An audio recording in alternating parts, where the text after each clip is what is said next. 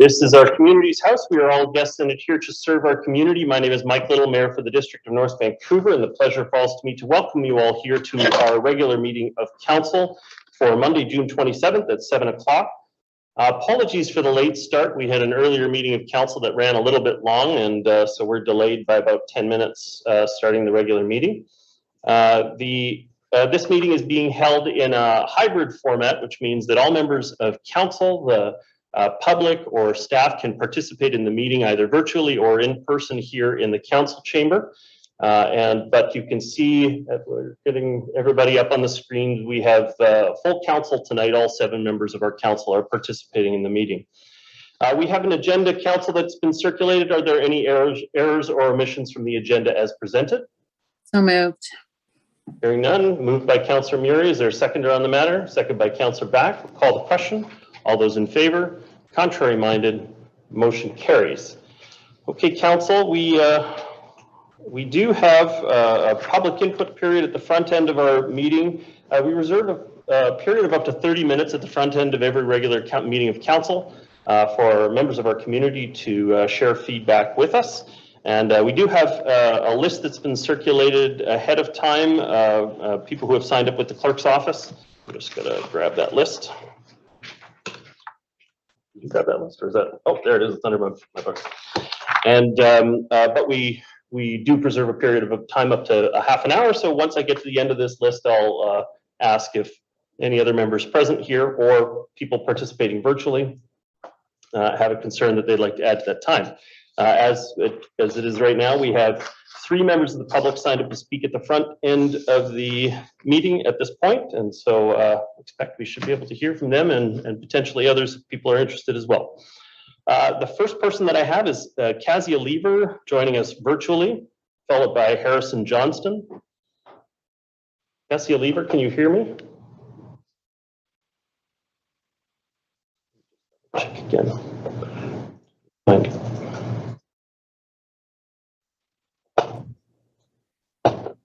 Hello, I would like to start by thanking your worship and members of council for providing me the opportunity to speak at tonight's meeting. And I apologize for not showing my face, but I just finished doing some work in the garden and I'm not presentable at the moment. So I will continue blanked out. My comments. You have 3 minutes to address the council. Okay. Welcome. Thank you. So my comments tonight specifically pertain to item 8.9 on the agenda called Local Food System Action.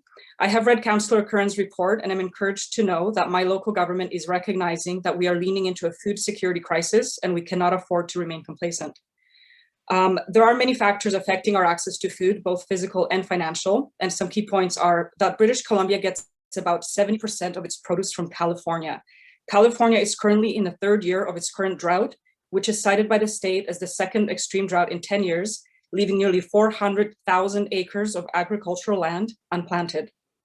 BC's mainland southwest region contains just 5,200 farms and a population of 2.9 million people. That's just 1 farm for every 557 people. Diesel prices in BC have increased nearly 60% from the same time last year. And considering that the vast majority of product transport, including food, is done by diesel-fueled trucks, this is in turn increasing the cost of food exponentially. Our gross reliance on a global food system leaves communities like ours vulnerable to food shortages, as we've experienced during the pandemic. All of this means that more and more people are facing food insecurity, and that's not okay. The Greater Vancouver Food Bank is seeing as many as 900 new clients sign up every single month. Per the 2016 census, the population of North Vancouver is around 52,000 people, occupying around 24,000 dwellings. Only about 15% of those homes have possible outdoor space where food can be grown for personal consumption. That means that 75% of the homes in North Vancouver do not have the option to do so, except by way of community gardening, which is not accessible or practical for many, if not most. As a community, we need to and can do more, but we can't without changes to bylaws and policy. We know that with existing technologies and techniques, food can be sustainably grown both outdoors and indoors with no negative impact to our community or its wildlife, no more than keeping chickens or pigeons, for example. Currently, the single largest obstacle faced by entrepreneurs like myself who wish to grow food for sale in a district is that our zoning bylaws prohibit me from doing so. If we amend our bylaws to allow for commercial agriculture on private properties in a district, We will not only create food security in our community by providing access to fresh and healthy food without being vulnerable to the faults and falters of a global food supply chain, but we will also create additional or primary income opportunities for families, thus supporting our local economy. I look forward to seeing imminent action to support the districts of North Vancouver's local food system initiative. And I thank you again for your time. Thank you very much for your comments. The next speaker I have is Harrison Johnston, I believe joining us virtually today. Harrison, can you hear me? Yes, I can. Can you hear me? Yes, I can. Welcome. You have 3 minutes to address the council. Perfect. Thank you. And I won't be too long because the previous speaker covered a lot of the points I was going to make. But yeah, thank you for having me, Mayor and Councillors. I'm also here tonight to speak to item 8.9 on the agenda, local food systems action.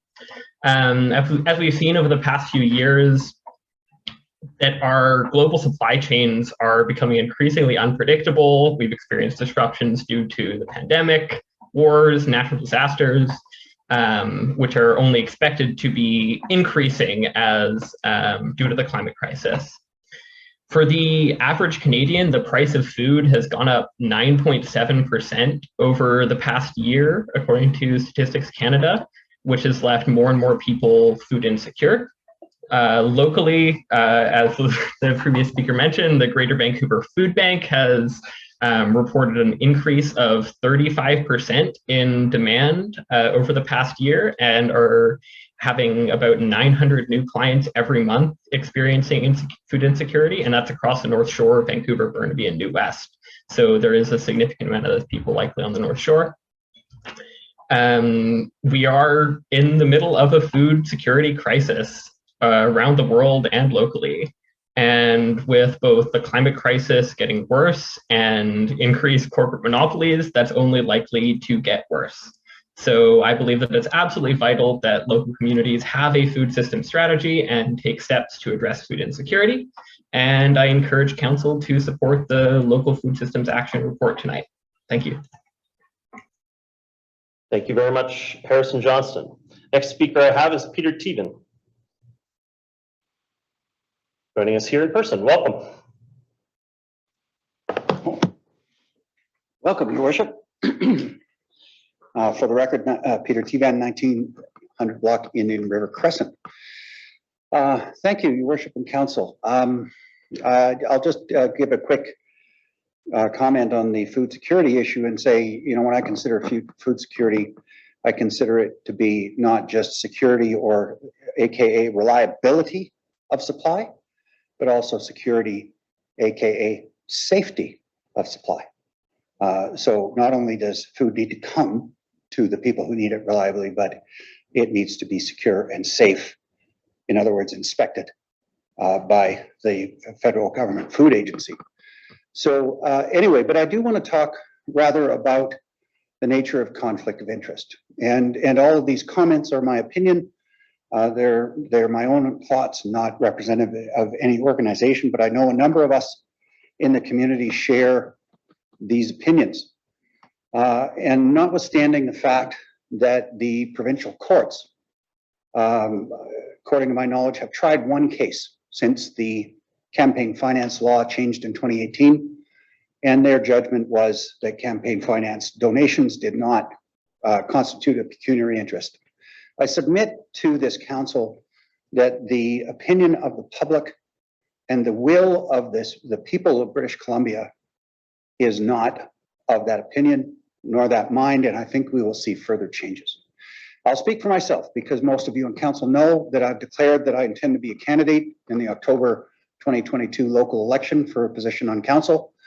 And I will echo, you know, a year or two ago, I spoke in favor of a development, and the developer thanked me for my input and said that they would be happy to support me in the future. And I said to them, and I said to the public at the time, and I say to the public now, if you think that I have a valuable voice to be at this table in the future, and you have an issue to bring forward, please do not donate to my campaign, because I will recuse myself. Because I believe that that is the entirely appropriate action when any elected member of this council, or even your worship, received campaign donations from somebody who sits at this table asking for action on behalf of this council. The proper action is to recuse yourself. The improper action is to acknowledge the conflict of interest. Sit at the table, debate, cast the deciding vote, and then miss the public hearing. I don't think you could demonstrate a closed mind more if you wanted to. So I would invite. You're getting fairly specific, Mr. Teven. Okay, and, I'll due try to disclosure stay generic. rules, I would prefer if you were. So let me get back to the generic, Your Worship. I would expect that any member of council who ever missed a public hearing and intends to vote on that matter to reinforce the confidence of the people by demonstrating they have taken in that input. Thank you.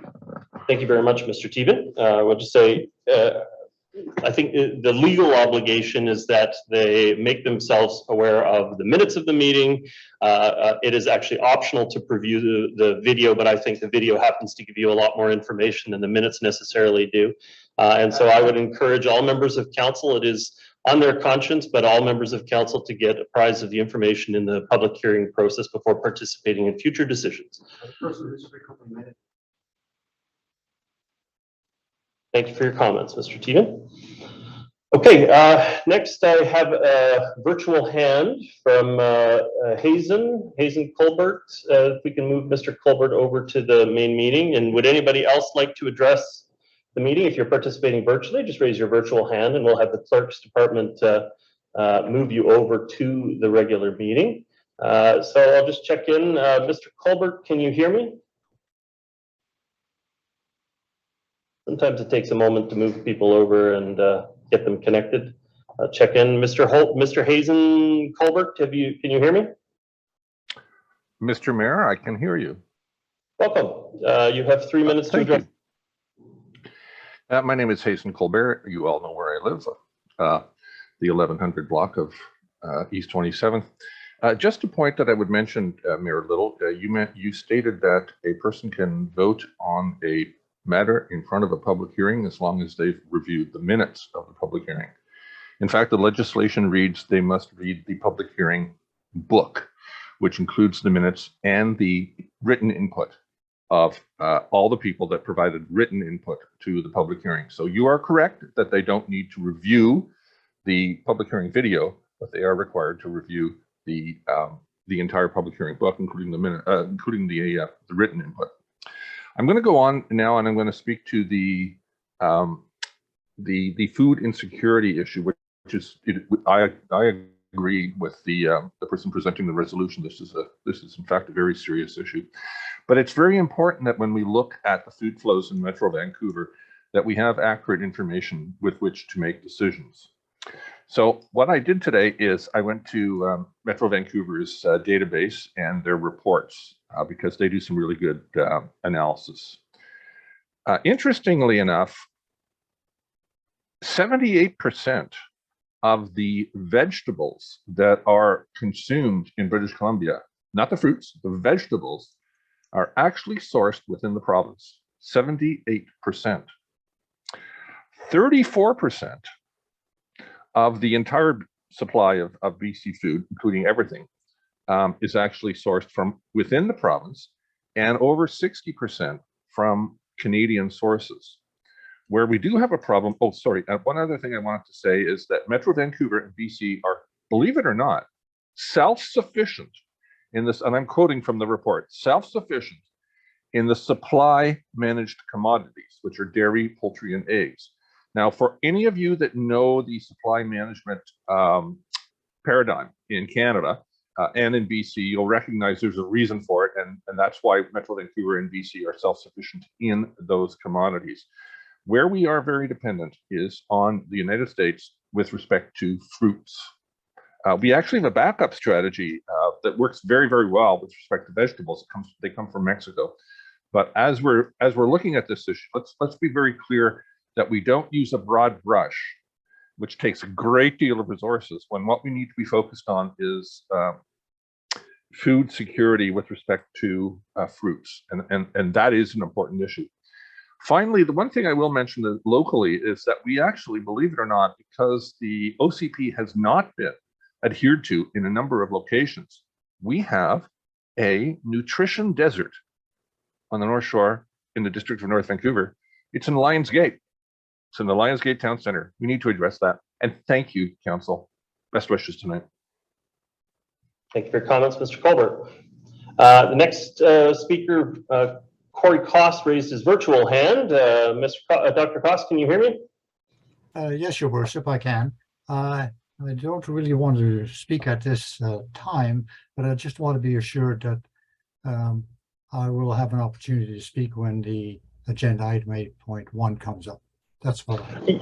Yes, and I'll go over that at the time. The Local Government Act, or the Community Charter, specifically outlines how we have to consider our annual general meeting, our annual report.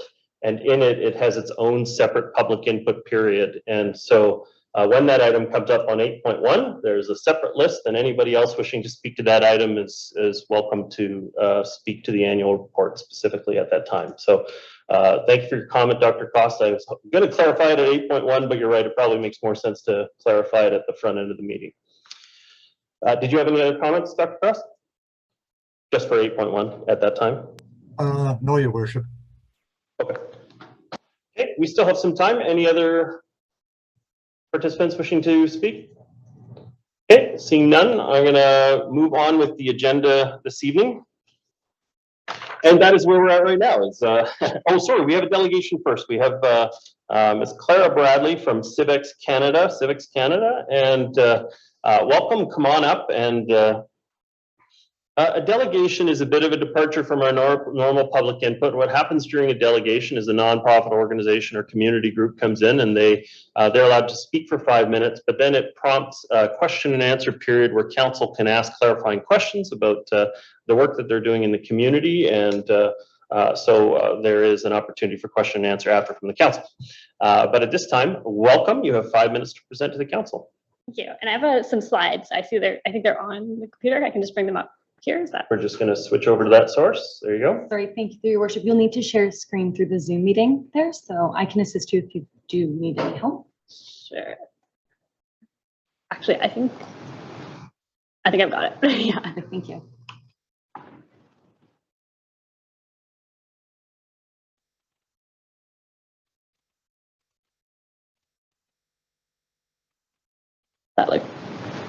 That's fantastic. Thank you. Yeah, perfect.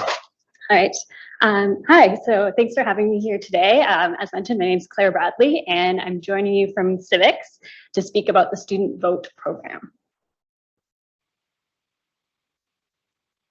So Civics is a nonpartisan national charity dedicated to strengthening democracy through civic education among school-aged youth. So for 20 years, Civics has been working with teachers to create programming focused on learning about elections, government, elected representatives, and digital media literacy in the classroom. And we do this through programs such as Student Vote, Student Budget Consultation, Rep Day, and our Control F verification skills program. So our work really stems from a belief, as you see up on my screen here, that healthy and robust democracy demands an informed and committed citizenry that understands the value of our political system and how to act within it. So the Student Vote program is Civics' flagship program, and we've been running it since 2003.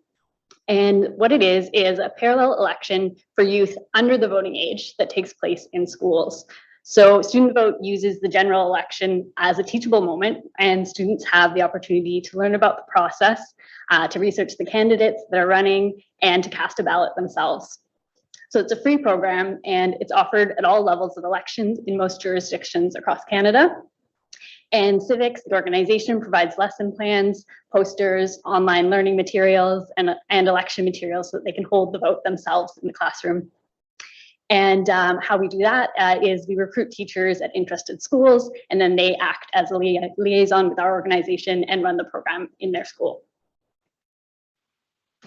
So just to highlight kind of where we're coming from as an organization with this programming, Civics creates programming in a way that we're aiming to create learning opportunities that are experiential. So it's a focus on learning by doing rather than through just reading a textbook, for example. And we aim to be authentic. So in a parallel election instance, we're aiming to replicate the actual election process as closely as possible for the students. And in aiming to be cross-curricular, we create learning materials that are applicable to a variety of classroom contexts. So the intent here is to ensure that they're relevant and really expand the scope of the learning to many applications. And then I just want to reiterate that we are a nonpartisan organization. So in all the work that we do and all the materials that we create, we recognize that when we're working in a political space, it's incredibly important for our credibility as an organization to refrain from aligning with any particular political party or to push a particular view. So to give you a little bit of context about why we think this program is a good idea, I can just highlight a few of the outcomes that we have come to see through our work. So we found that it produces a number of positive outcomes, such as improved critical thinking skills, increased knowledge of politics and elections, increased confidence in speaking to family and friends about politics, and an enhanced sense that voting is a civic duty, as well as greater intention to vote in the future. So just to dig a little deeper into those, so you know, I'm not just saying that off the top of my head. We have conducted independent program evaluations that consistently demonstrate these outcomes to be true. And following the student vote program that we held during the 2019 federal election, which was our largest ever program, we had 1.2 million students casting ballots across the country. The independent evaluation found that over 90% of educators agreed that student vote materials and activities had an impact on key measurements, such as the outcomes that I highlighted for both elementary and high school students. So we can see 98% of teachers reported that the program increased the knowledge of the electoral process, either somewhat or significantly for their students, as well as increases in political interest, political discussion, and critical thinking as well. And I also want to highlight that 99% of the educators that responded to this survey said that they would participate in the program again. So to bring it to North Vancouver here, the end of my time here, schools in the District of North Vancouver have participated in the student vote program across 7 federal elections, 5 provincial elections, and 2 local elections already. And in 2018 local elections, we had 18 schools in the District of North Vancouver that registered to participate, and over 1,000 students cast a ballot. So we'd really like to see this happen again as we're going into the fall local elections, and that's why I'm bringing that to you today. And I just wanted to say thanks for your support in the past of the program, and we're looking forward to working with you again. Thank you very much. I'm going to move receipt of the delegation. Is there a seconder on the matter? Second.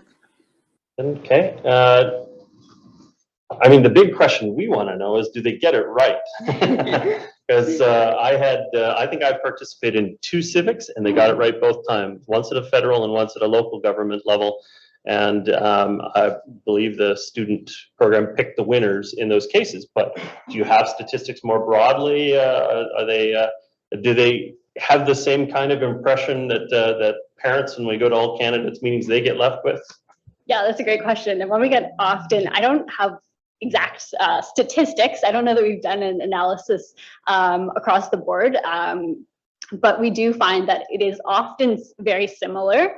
It may not, in the instance of maybe a federal or provincial where there's political parties, they may not get the exact breakdown, but often we do see it does end up being quite similar, but maybe the minor parties will have a more significant share. But for example, in the past federal election we just had in the fall, they did also elect a minority Liberal government. It's very similar to how it played out. However, I believe the NDP came in second in that one. So kind of after the winner, sometimes it shakes up, but it's not always the same, but people are surprised how close they do get it often. And I mentioned that one of the things that we see with is that students do go home to their families and talk about the election issues and the candidates as well. So maybe that's one of the contributors to that, is that they are having those conversations with people that are of age to vote. But I think they're also, they do their own research and they make up their minds. So we see the outcome of that. Great, fantastic, thank you. Councillor Murray, you were the seconder on the matter. Thank you, Mayor Little. Thanks for your presentation. I was going to ask you how many schools. So that's the 18 schools. That's a mixture of public and private schools in the district of North Van? Yes. Yes. Yeah. Okay. And is there more elementary schools that take part? Or what's the split between secondary and elementary? Yeah, I don't have the exact breakdown for District of North Vancouver specifically, but typically in our programs, we do often have a higher number of elementary schools take part. But we do find that we'll have at secondary schools, there may be larger number of students at those schools participating. So typically, as I mentioned, the program is grades 4 to 12, but there are connections, especially around grade 5 and grade 10 with the civics curriculum. So those are two major age groups that we see a high percentage from. Because that would be part of their education as opposed to a teacher having interest in the program and then bringing it in on their own. Yeah, so they're learning about government specifically is in the curriculum in those age groups typically. So it's a very clear tie-in. But as I said, we encourage cross-curricular connections. And we do often see some teachers or some schools will just be one class participate, and then some schools they'll want to involve everyone. So there's a range, and we're flexible and open to that in how they administer the program. That's great. I've taken part in 2. I think both at Dorothy Linus elementary school, and they're always great fun, and there's really great questions coming from these little tiny people, and they're very inquisitive, and it's great. Would you go to groups like the Scouts and Girl Guides and Brownies? I have done I have done programs with them as well over the years in regards to civic politics, and met with them and talked about it, but it might be another way to outreach into the community, because they're always, they look for badges that they take part as part of their service. Are you open to that as well? Yeah, we are. We do have community groups such as Scouts and Guides do sometimes take part and register. Our main mode of outreach is through our teacher network, right. But we do have community groups participate as well, and as they're free to register. Yeah. Great. Thank you very much for your work. Thank you, Councillor Murray. Councillor Back. Thank you, Your Worship. And mine's just a brief comment to say thank you very much for your work in doing this. I participated as well in the 2018 election, along with Councillor Murray and I think a number of us around the table. I got to speak at a couple of different elementary schools, and I have to say that some of the most thoughtful, interesting questions that really made me pause and think about how I would answer came from the students that I talked to. So it was really enjoyable for me to take part in it. Anything we can do to motivate students, young people to discuss politics is a good thing. My own family is not a great example, because the kids in my family talk a lot about politics around the table, but I know, in the community, anything we can do to support this, we should be doing. So thank you very much for this and your ongoing work. Thank you. Thank you, Councillor Forbes. Thank you, Your Worship, and thank you for your presentation. I think anything we can do to get people involved when they're young and get involved in civics and policies and critical thinking about what they're hearing is really important. I know that when I went around and did my canvassing, a lot of people pay attention to the federal and the provincial, but they don't necessarily pay attention to the municipal. And I think, we're the front line for the public. So I think it's really important that they pay attention to the municipal. So I just want to thank you for this program. And I think it's great. And I think kids getting involved. And I just hope that their enthusiasm and their interest carries into their adulthood as well. But thank you very much for your service. Thank you. Thank you very much, Councillor Forbes. I see no further speakers from council. We've had the item moved and seconded for a seat, so I'm going to call the question. Sorry, Councillor Forbes. There we go. I'll call the question. There you go. I'll call the question on the motion. All those in favor, contrary minded, Motion is carried. Delegation is received. Thank you so much for your presentation today, this year. I wish you all the best of luck in getting students engaged in local government and civics. Thank you. Mayor Little, are you going to entertain a consent agenda for a few items on the agenda, given the annual report? If not, I'd like to suggest one. Councillor, I haven't gone over the list for that, so if you want to suggest one, we can do that. Sorry, which items are you? Well, I was just considering thinking, I for- mean, the annual report's 8.1 and Mr. Cost is going to be coming forward. I was just going to recommend 8.2, 8.3 and 8.4. Yes, okay. Those two of those items are up for adoption and one of them is up for issuance of a development variance permit. Would any member of Second it. council like to withdraw one of those items? I was going to second. Okay, sorry. Seconded by Councillor Back. Would anybody like any of those three items withdrawn for discussion? What's happening is a consent agenda is where all members of council have considered the matter, don't need further information to make their decision. And since two of the items are up for adoption, there's no debate on those anyway. And so Councillor Murray has presented a consent agenda, and as long as no member of council wishes to withdraw an item from it, then all three items will be considered as given consent by the council as passed. So I see nobody wishing to withdraw one of those three items. And so I'm going to call the question on the motion for the consent agenda presented by Councillor Murray. All those in favor? Contrary minded? Motion carries, and those three items, 8.2, 8.3, and 8.4 are now passed. Okay.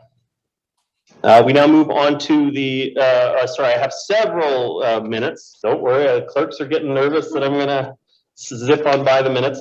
We have 3 sets of minutes that have been circulated with the council package for May 9th regular meeting of council, May 30th regular meeting of council, and June 7th meeting public hearing. Councillor Murray, was that a move to all three? Yeah. Is there a seconder on the matter? Second. Seconded. Councillor Back, call the question on the matter. All those in favor? Contrary minded? Motion carries, and all three of those minutes are now adopted.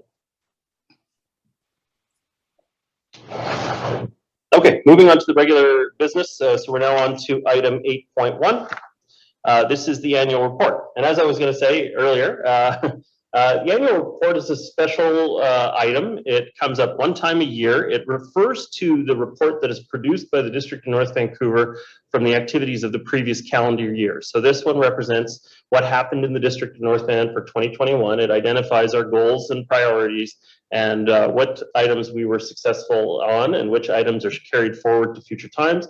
It also has some statutory reporting requirements that the provincial government tells us has to be a part of every annual report going forward. The other special feature of an annual report is that it has its own opportunity for public input. And after having been circulated in the community for 14 days, it comes to a meeting of council and there's an opportunity for public input, opportunity for members of the public to ask questions, share their thoughts on the items. And so what this generally looks like is members of council can come up for 5 minutes, and then they speak, and then if they wish to speak for additional time, we'll add them to the back of the queue and give them another opportunity to speak after that time. We'll do our best to answer questions that are posed in the meeting, but questions that are posed in the meeting that we don't have an answer to on the spot will be recorded in the minutes and will be shared with staff to follow up after the meeting. This meeting, the annual report has to be presented to the public by June 30th of every year. So we are kind of at the last public meeting before that time. And so we do have to have it considered tonight. We do have it at the front end of the meeting. But again, we've met all of the conditions up until this point, which is that it was published, it was given 14 days opportunity for public to be able to review the matter, and now it's come forward for its public meeting where people have an opportunity to speak to the item. At this point, the only person who has indicated an interest to speak to the item, sorry, I have 2. I have Dr. Corey Cost and Peter Teven have expressed an interest in speaking to the annual report tonight. And so I don't know who was first on that. Let me just double check. Corey Cost was the first person who expressed an interest to speak. Dr. Cost, are you there? Welcome. You have 5 minutes for your first presentation on the annual report.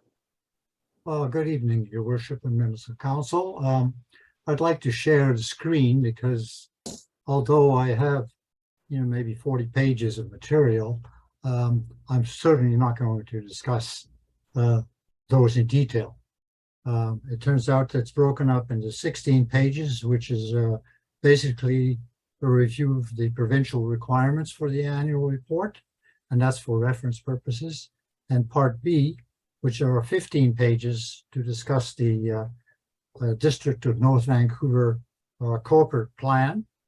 Why don't I just put these on screen so you can share the screen, I think.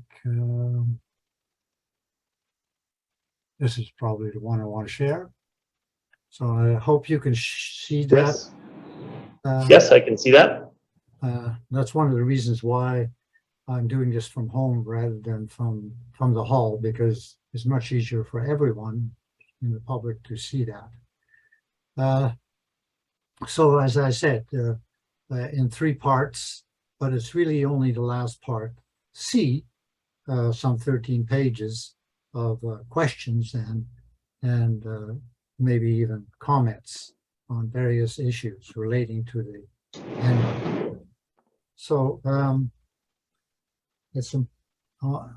won't necessarily skip the material. For example, if the public wishes to snapshot this, some of my notes might be useful to see on the screen. So I will spend 1 or 2 seconds going through what I call part A. Except I'll pause here for the details on the annual report meeting, which describes what the objective really is and how the interaction should take place. And as the mayor mentioned, that the meeting must occur at least 14 days after, but the meeting must also occur before the June 30th date. I'm not sure if it's before or on. That's not clear, but clearly the 27th is definitely before June the 30th. And I will spend no more than 2 seconds going through this part A of the presentation, which contains a valuable collection that I've spent some time skimming from the BC websites, BC government websites. So I think that completes the first part. And then we come to an equally important part, because it's usually discussed quite heavily in the annual report. That is the corporate plan itself. I had some difficulty finding the corporate plan. If you don't know exactly where it is, you will not find it readily by typing in keywords like corporate plan. But if you go to Google and ask the District of North Vancouver corporate plan, you will actually find it. And therein will come one of the points that I want to bring up in part C of the presentation. Again, we can skip fairly quickly through these slides.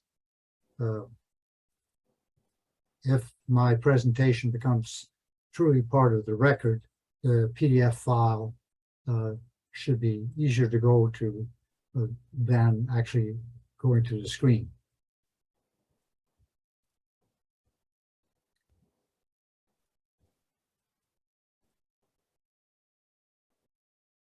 So now we come to the remarks.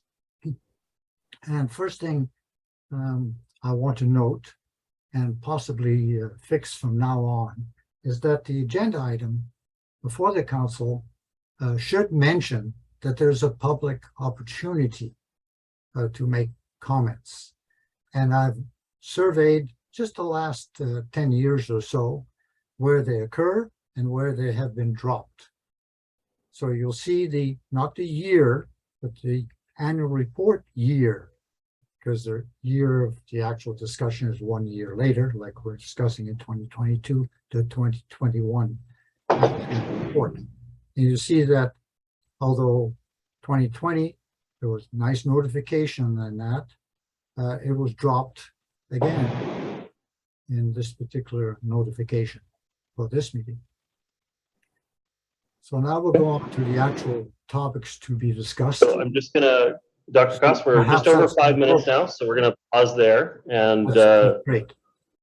thank you very much. Next speaker I have is Peter Teven.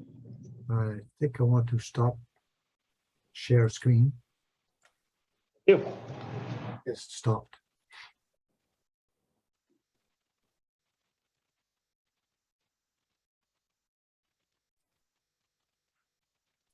Thank you, Your Worship. Welcome.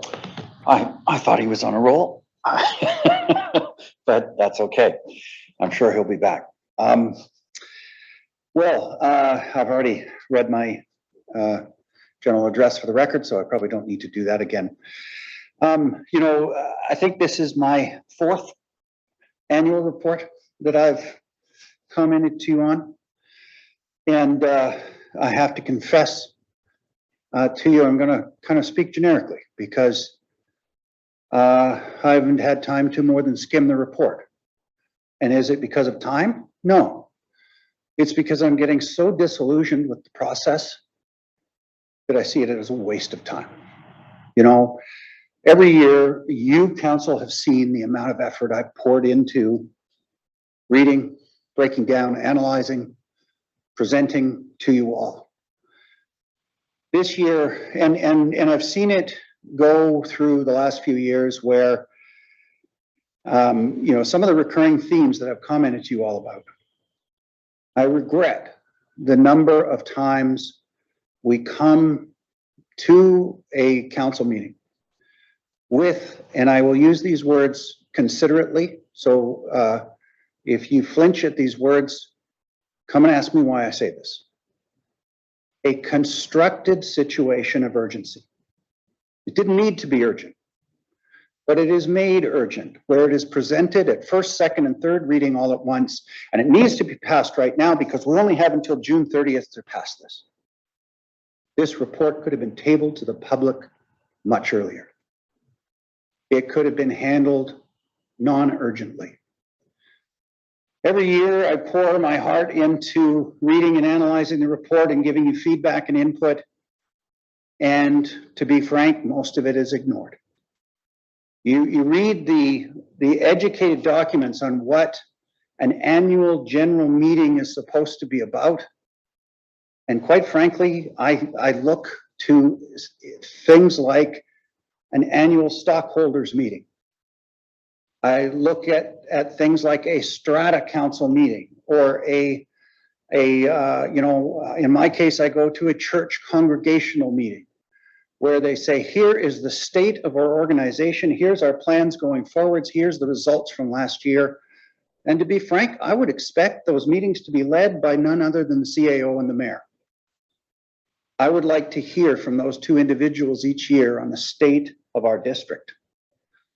And every year, we compact the process down further and further and further until there's very little time for comment. And the idea that is enshrined in all the education from UBCM to other organizations, Dr. Koss can give you citations on who says this, that even the auditors of the Corporation of the District of North Vancouver should be at this table tonight, and the public should be entitled to look those auditors in the eye and ask questions and get answers. How can that possibly happen in this format? I'm getting disillusioned. Every year, this process degenerates more and more. I can't even see, is Mr. Daniluk even here? Normally, he meets with people and gives a presentation on the financials and the annual report. And that reporting comes hand in hand with the SOFI filing. So why should I invest my time? Is anybody listening? I submit to you, council, that what this has become is the annual general report, and I will soften it slightly by saying, it seems to me, okay, please prove me wrong, but it seems to me that the presentation of the annual general report to the public and the ratification by council is nothing more than a checkbox on a form that needs to be checked every year. I don't know, and I don't have confidence that anybody's truly listening.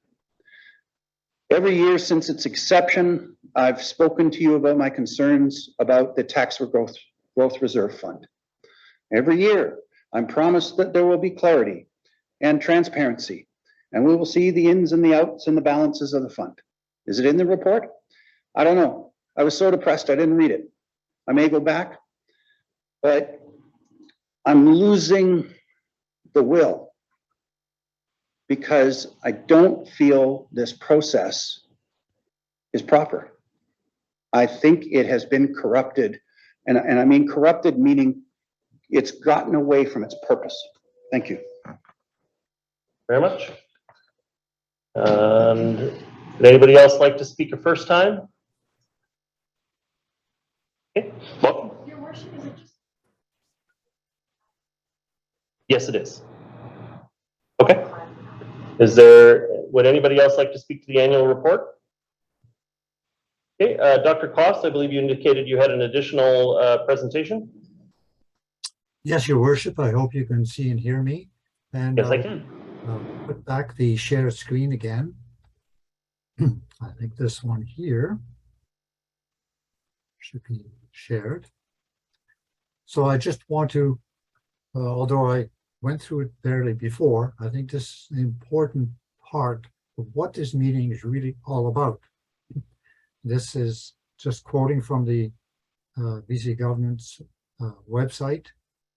The primary purpose of this annual meeting is to provide a forum to allow citizens to ask questions on the report and other matters. It's important so that it's not just about the annual report, but any other matters.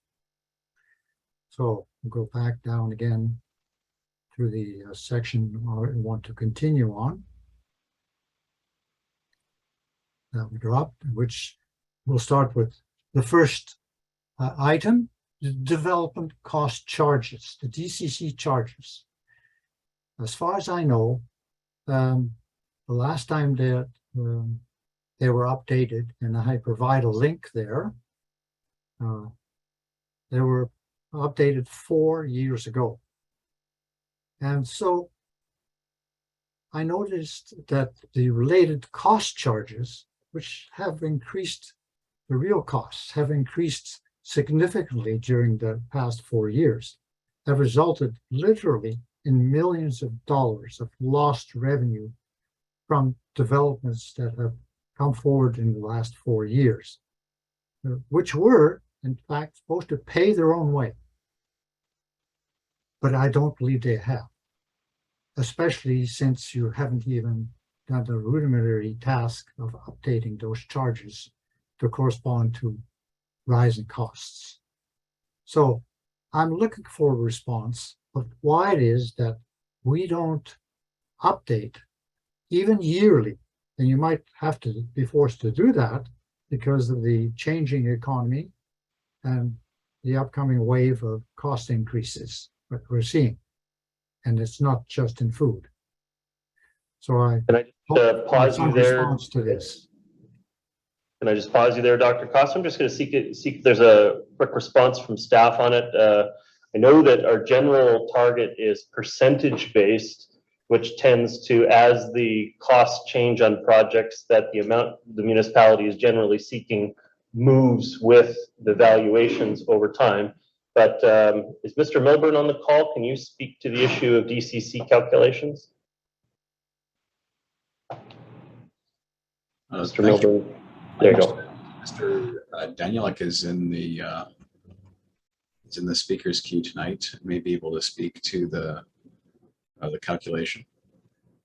I don't think it's just the calculation, it's on consideration of when we change and update the calculations. Is that you or Mr. Daniluk? Mr. Daniluk, I believe. Okay.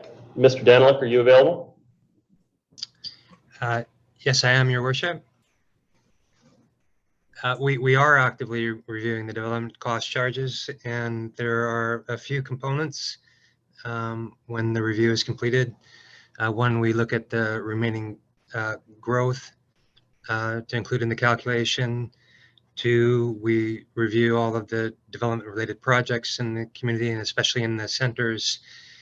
And three, we go through an analysis to apportion the charges and develop the rate calculations. So we are actively reviewing the development cost charges and anticipating bringing forward an update to council in the near future.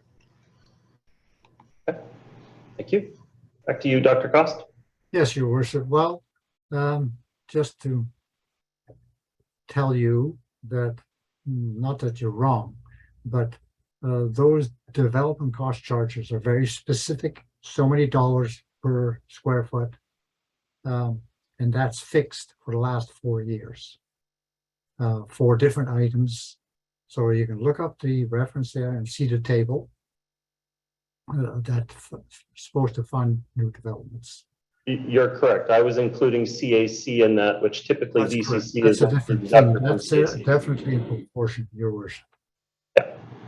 The full pre-COVID citizens' rights of local and regional authorities should have been reestablished again as the situation allows. But in fact, we're seeing the opposite occurring. We have no right to hold meetings at the library rooms, which are empty. We have no rights to book rooms at various recreational facilities as we have in the past.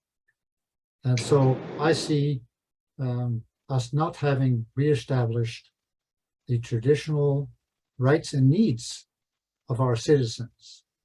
In fact, I seem to see the opposite occurring. More bureaucracy, the requirement to have, for example, multi-million-dollar insurance for a community group to meet at a place is an onerous requirement and unnecessary, in my opinion.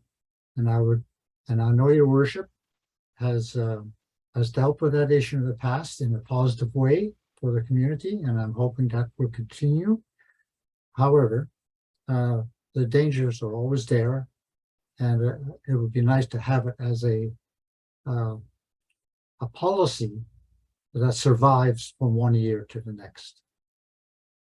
I don't know what response I'm expecting, other than I hope you agree with me that this situation exists and your council will work on this. Yeah, I think we can speak on behalf of the council on that we want barrier-free access to our public spaces wherever we reasonably can. But do we have a response from staff about access to either district hall or rec facilities for the purposes of hosting community association meetings? I know in some cases there are real costs associated with them. If it's done at a time when we don't have a guard in place, as an example for district hall, then there is a surcharge to make sure that we have some coverage for the facility. But I'm not seeing a member of staff coming forward. Mr. Stewart, are you on the call?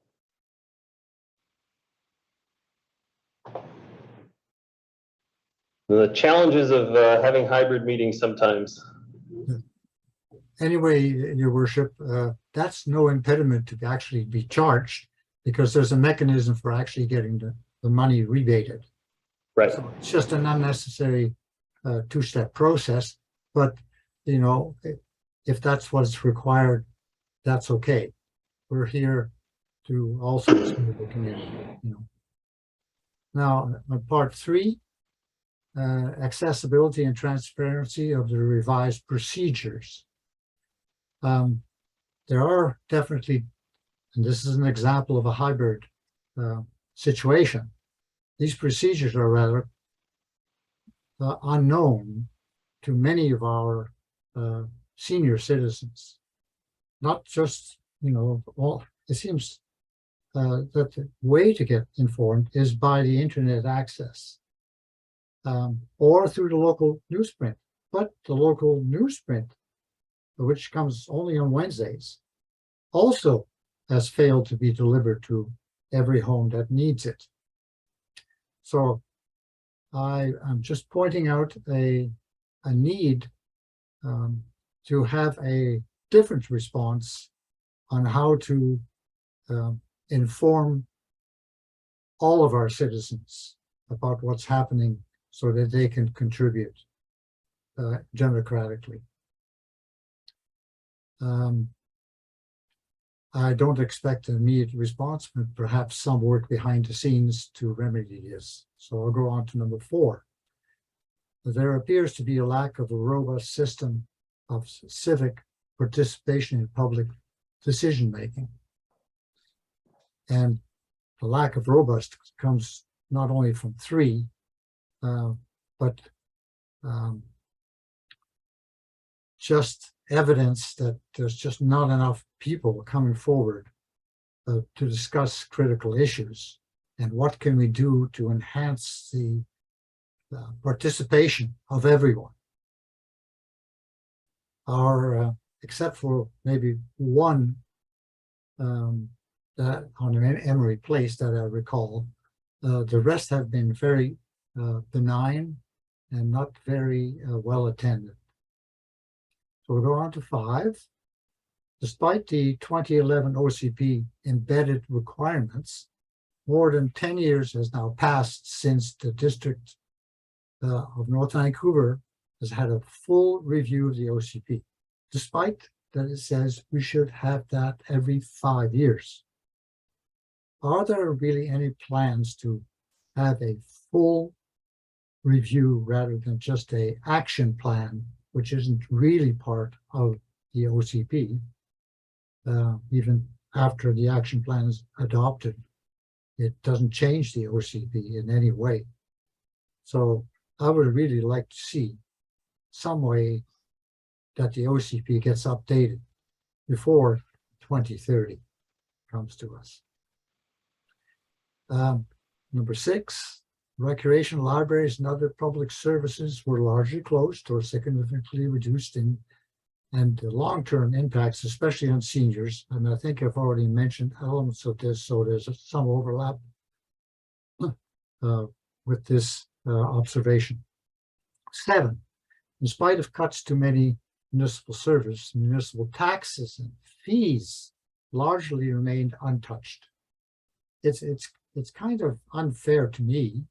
It's a matter of equity that the citizens, the residents, have paid the same taxes for the last couple of years, but gotten a lot fewer services. And I think that's not fair. We should have seen some sort of cut somewhere in this. I'm just saying, maybe there's some excuses for this, but they were certainly not well published. Just why it is that we didn't cut municipal taxes and fees. The park space certainly was at a premium in 2021. It was heavily used, exacerbated by, however, decades of restricted expansion of the park space through low development cost charges. In previous discussions, I've said something of the order of $500 million to $1 billion was essentially poured into the hands of developers because we did keep the rates for additional parks in place. So again, in my humble opinion, growth is not paying its own way. And I seek some answer to the question, how are you going to remedy this inequity? It seems that our current residents are now paying for the lack of extra park space that was needed sorely in the last 2 years. I'll go on. Perhaps these ones. Yeah, if you want have to answered. continue on through the last couple of questions there, then I'm going to take a break. I do have a first speaker that's indicated an interest in speaking, so if you can. On the issue of temporary outdoor patios, many of them occupying public spaces, provided much needed boost, no doubt, to the adjacent restaurants. They were a lifeline, and I'm sure appreciated by both our residents and the owners or operators of those restaurants. However, moving forward, this public subsidy should be reviewed. Then on 10, the FCM and UBCM responses for municipalities to increase their authority and increase their autonomy from the provinces has seemingly resulted in just the opposite, with even zoning likely to be mandated, if you listen to some of the politicians, by the province of BC. How will we address this, this shift in power and the shift in community input that has always been needed and much liked by our citizens to have at public hearings on land use changes? So what protection processes are there in place? I see none. If unilaterally the community charges a charter is simply scrapped or overridden, which was never to happen without proper consultation. But finally, for this page, the provincial law should be amended to capture the important role of municipalities in Canadian federalism, especially in the area of municipal finance. And I give a very strong reference, which I urge council to read. I yield to your worship for a break. Yeah, thank you so much, Dr. Koss. I actually have a first-time speaker, Hazen Colbert, followed by Peter Teven as a second-time speaker. Mr. Colbert on. Yeah, I think you can hear me, Mr. Mayor. Yes, I can. Welcome. I can hear you. Welcome. You have 5 minutes to add your comments. Yeah, I won't need the 5 minutes. I'm going to speak about the financial reports from my own very detailed experience and try as I might. I don't want to really actually give you my background here, but I think it's probably helpful that I do. I worked for a Schedule I Canadian bank for a number of years, and I worked as an investment banker for a number of years. And between 1999 and 2005, I was responsible for creating that portion of the annual report that related to the investment bank. I say that only to say that I don't know whether I did a good job or a bad job, but in 2005, after working on this for some years, somebody decided I should go to Mexico and continue to work there. And then I came here in 2009 to the District of North Vancouver. What I say is that Mr. Teven and Mr. Dr. Koss's comments are absolutely accurate. I could not concur with them more. What I'd like to add is that also, based on my experience doing annual reports, actually completing them, as in that experience, and then adding to that the fact that I graduated from the, in 2015, the University of Victoria's Public Administration program. These concerns that Dr. Koss and Mr. Teven are raising are systemic across the province of BC. Annual reports by municipalities in this province are woefully inaccurate. And I'm just going to give you one example of why I say that. Before anybody moves, at least before I moved to the District of North Vancouver, what I did, that's back in 2009, what I did is I reviewed the annual report from 2008 because I moved here in August of 2009. So the annual report of 2008 was available. I reviewed it. I reviewed the meeting, the council minutes meetings going back several months, because what was important to me was that when I moved to the location that I tend to live in 2009, I wanted to be able to live in a quiet residential community where I would be assured of peace and quiet and the privacy of seclusion. I had spent a long time in my life working under great stress and a lot of challenges, and I wanted to spend the rest of my life in quiet. So I reviewed all the documents, every document, and I moved to Lynn Valley in 2009, arriving in August the 26th of 2009. Not weeks after I arrived, all manner of please excuse this expression, but I have to say it, all manner of hell broke loose. There was an OCP that arrived. We were supposed to embrace density and development. All manner of things took place. And I sat there saying, why did I, as the potential resident of the District of North Vancouver, who did a massive amount of research before I moved here, not see any of this in any of the documents? And so as I look at the annual report tonight, that's the same question I asked. If I was going to move here, if I was going to invest here, I look at this annual report, I say, yeah, everything looks fine. But as Peter and Corey have said, it's not fine. There's a lot of problems, very serious problems. The waste treatment plant is an albatross that we are all going to be paying for the rest of our lives. Why is that not properly explained so that people that might be moving here or companies that might be investing here are aware that their tax projections in 2022 will be woefully inadequate? That's where I find a fault, but Mr. Mayor and Council, you're not alone. You're not alone. The rest of the municipalities are even worse than you are. And that's why we have an investment problem in the Lower Mainland. Companies aren't coming here because they're afraid of what's going to show up in the annual report next year. Thank you, Council, for listening to me. Thank you, Hazen Colbert. Next, a second time speaker, I have Peter Teven here in person. Thank you, Your Worship. I just want to make a request and a note.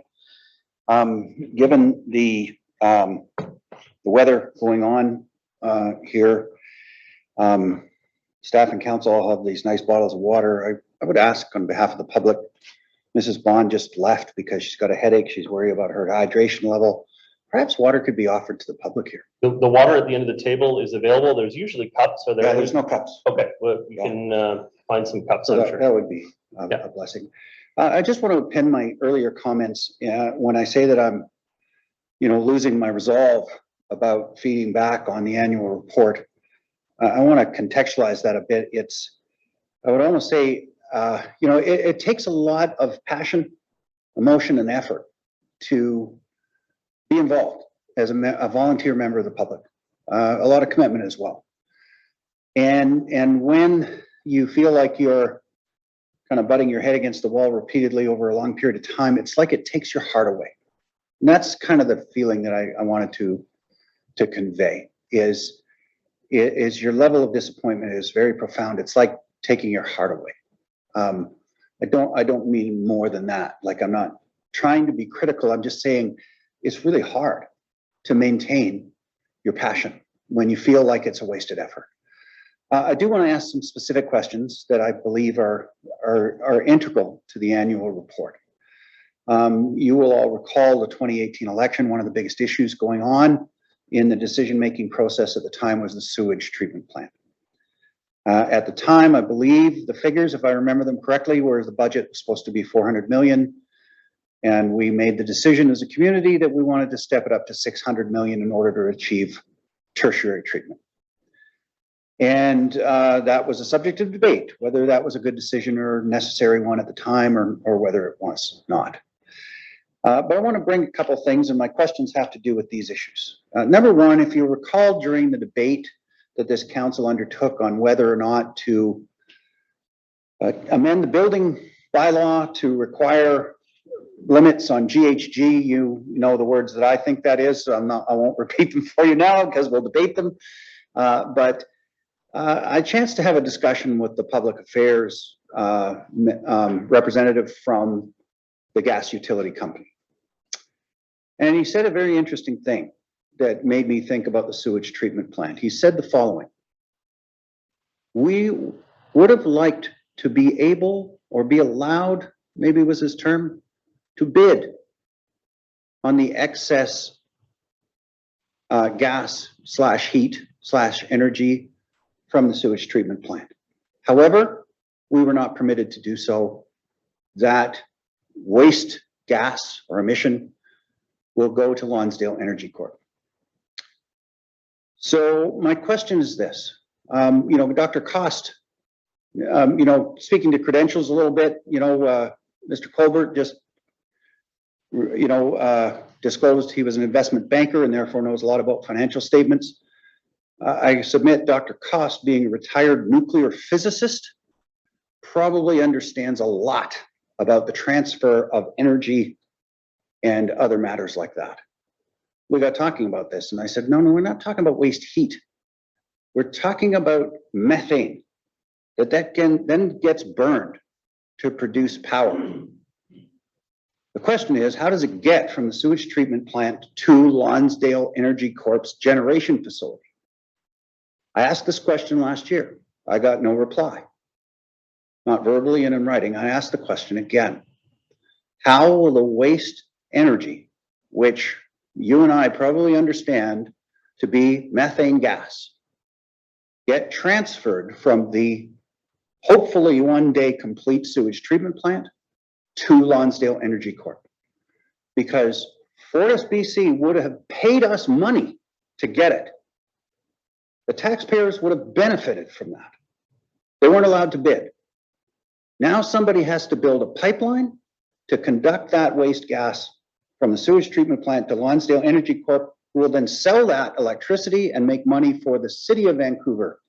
So I sure hope when somebody comes and digs up the District of North Vancouver streets to build a pipeline, that it is not the District of Vancouver taxpayers that pay. I do have one more question related to the sewage treatment plant. Would you like me to continue, sir? Yes, do you want, I mean, It's I'm only going to one- give you a limited response to the Yeah. question you just asked. I mean, it's, it wouldn't be the district taxpayers paying for it, it'd be Metro Vancouver, which we are ratepayers into, paying for it. But I can tell you that Metro Vancouver is seeking gas reclamation at all of its liquid waste facilities. There's a project that's currently proposed for New Westminster for the Anasis facility. And that is their goal, is to do gas reclamation wherever we can, also waste heat reclamation. So there's also a thermal effluent that comes off of the product that we can actually reclaim for district energy within a limited area around it, and we're seeking both. But it'll be through Metro Vancouver that those projects, they are not part of the Tier 2 funding, which is the locally assessed funding for the projects. So therefore, sir, will Lonsdale Energy Corp pay anywhere close to market rates for that energy supply back to Metro, which will lower our rates? I don't know what the rate is that Lonsdale Energy Corp will pay for it, but it will be locally consumed and locally used. And actually the single largest payer of the Lonsdale Energy Corp is the District of North Vancouver, because John Braithwaite Center is their single largest consumer, and we pay 66% of the operational budget for the John Braithwaite Center because it is a public rec facility under our partnership model. So we are both consumer and supplier in a sense in that agreement. So yes, we have an interest in the matter, but it's really through our involvement through Metro Vancouver that the rates are established. Not a very settling answer, sir, but thank you. Your Worship, Mr. Stewart? if I could comment, there was an open bid for that energy that was made, and Lonsdale Energy Corp is the only one that bid on it. So I'll just leave that for what it is. Mr. T-Van can conjecture all he wants about how interested the private sector might be in that. The fact of the matter is only Lonsdale Corp bid on that, and they have yet to receive any of the benefits of that for a variety of reasons. So we need to stop some of this open comments about things that people may not understand the background for or what has occurred. And I appreciate it, and I appreciate the public being able to comment on that. But in this particular case, there was an open bid, and Lonsdale Energy Corp was the only company to bid on that, and they have yet to receive the benefits of that. And I'm not going to comment on their financial statements for that concern. Okay, thank you, Mr. Stewart. I know you, the person at Fortis is a very high-level person at Fortis. He's no longer there also, Okay. by the way. But I'm not aware, Metro Vancouver has some pretty clear specifics on who's on eligibility for applying for their different contracts. But at this moment, I don't have a clear answer for you, other than to say that the rates are established through. But our overarching goal is to reclaim gas, reclaim thermal wherever we can, and reuse it in the community wherever it's cost effective to do so. At the risk of engaging in a debate between the public and the CAO, I believe I made clear what I was basing my question on. Yeah. And that it, therefore, unless that was a lie, that is not conjecture. So my second part of the question is this. The original budget was 400 million. It was then intentionally and agreeably made 600 million. I was here at the meeting. You were all here when the CAO of Metro Vancouver came to present the Metro Vancouver growth strategy. I believe that was a workshop, was it? And then at that meeting, the CAO said, well, there was a few problems, but they were managing them. 24 hours later, the wheels fell off the bus and the project was complete disarray. What is the latest information? Because I do have some fairly reliable sources. At the risk of burning that source, I won't say, so you might qualify this as conjecture, but the information I have is that the sewage treatment plant will be complete 2 years from approximately now, and will top out at 1.5 billion, billion with a B. Now, I note from the annual report that our annual capital expenditures are about $53 million. 1.5 billion is 28 years of 100% of our capital budget. We make great pains every year in our financial budgeting process to explain how the district has a contingency fund to smooth the costs of Metro's out of control and exponentially growing utility rates. I would like to know, would that contingency fund ever have a hope of paying our share of the $900 million overrun that is currently forecast? It's staggering. It's staggering that it's not in our annual general report.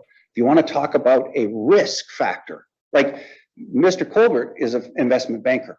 My job, what I used to do, you know, these financial statements, I used to prepare them for auto dealerships where they had concurrent lines for 6 different departments that all had to cross-tabulate and were automated. And I used to be the guy that not only calculated the budgets for those for 6 companies, but I also made sure the program had them automatically calculating all those financial statements as well. So you determine whether I know anything about finances. Okay, but I used to have to make them balance. And what to me is normal at an annual general meeting and a budgeting process is talk about what factors could happen that present risk to this budget. The sewage treatment plant scares me, Council, and I don't see mention of it in the annual report.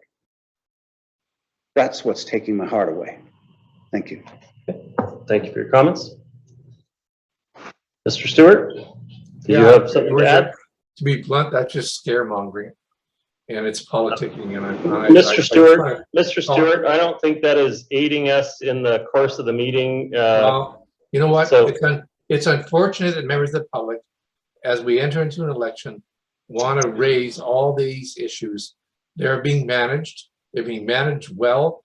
There's trillions of dollars of investment that are happening between TransLink and the region, and they're being managed. We are not happy with what's happening with the sewage treatment plant, but to raise the specter that the District of Vancouver taxpayers will be bankrupted by these investments is just not fair and not appropriate, especially in the context of an annual report.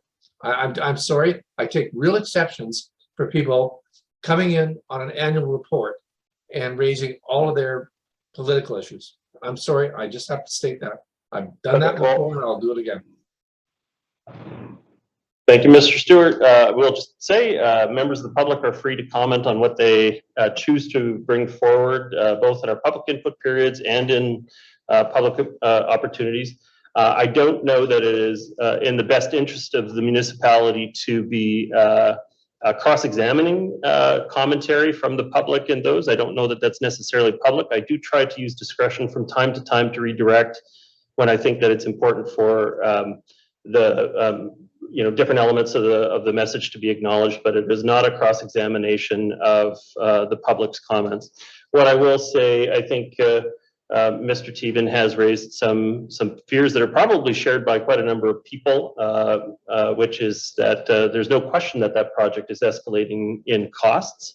I will clarify, though, that when you were in the indicative design stage of the project, it was guesstimates at about $400 million.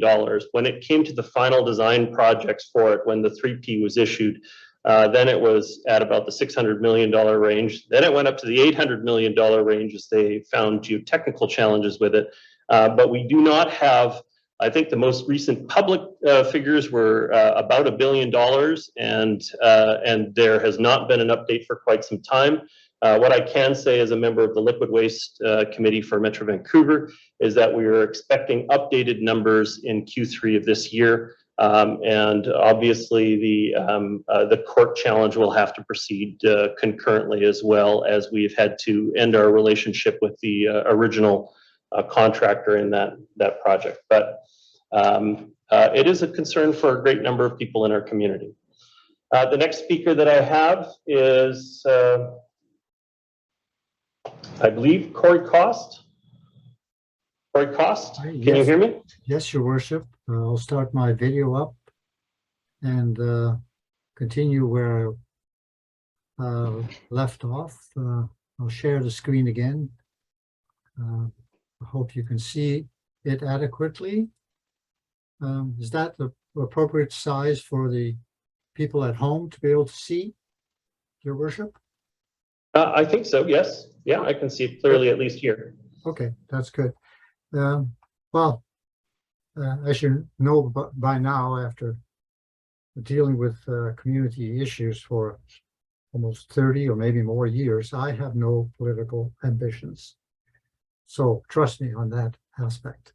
A penny did drop here, though, in a very interesting discussion, because, and I'll set the background, it's important.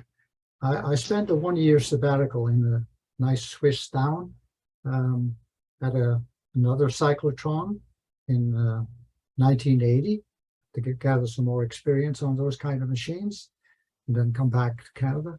But that village there had a nuclear power plant across the river from the accelerator facility, and they heated their homes of that village from the waste heat of the nuclear power plant. And it's with that knowledge and how that worked that I talked to the engineers about similar transfer of waste heat. That was the topic of discussion from the newly proposed sewage plant to be under the control some distance away of the city of North Vancouver. I remarked from a simple calculation that I did in the back of an envelope type thing that was unlikely to be economical, that your heat loss, thermal losses would be far too great, at which point this discussion abruptly ended. And now I can see why. It was never heat. It was all about the methane. And that never appeared or dawned on me that that was in fact the topic of discussion. So thanks to other members of the community, the penny has finally dropped on that issue. So now we know more as a result of the fact that we could have this kind of forum and meeting and discussion of issues that we never had an opportunity to discuss with each other in any other forum. So now I'll continue on point number 12. During approximately June the 25th to July the 1st, some 619 people died in the 2021 heat dome. The tidbits on this issue are discussed on page 73 and 100 of the annual report, but they need to be enhanced. To just say, let's jump on the heat pump project, and I gave a reference there, it's just not enough. I don't think we're doing enough to deal with a future heat dome.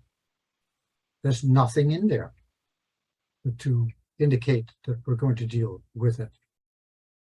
That's the wonderful thing about having a digital copy of a report. You can very quickly do keyword searches for whatever you like and realize very quickly how it lacks certain topics that need to be in the annual report, but aren't there.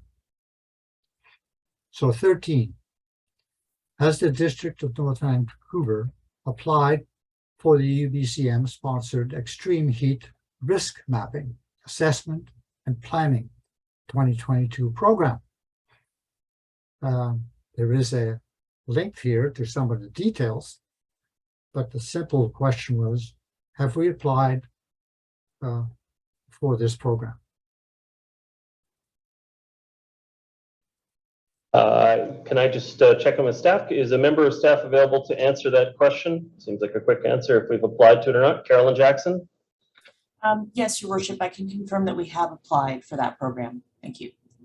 Thank you very much. Okay, that's what I wanted to know. That's this way the public will know as well.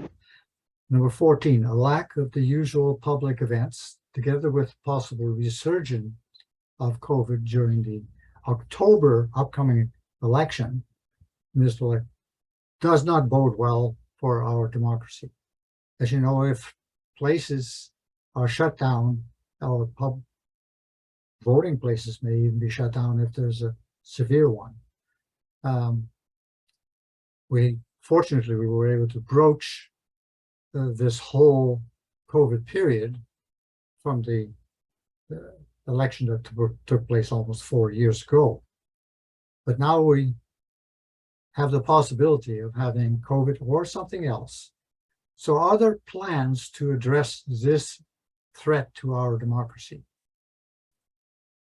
What do we do if we can't go out and vote and stand in line amongst many others? What are the contingency plans? Has this subject been discussed by staff?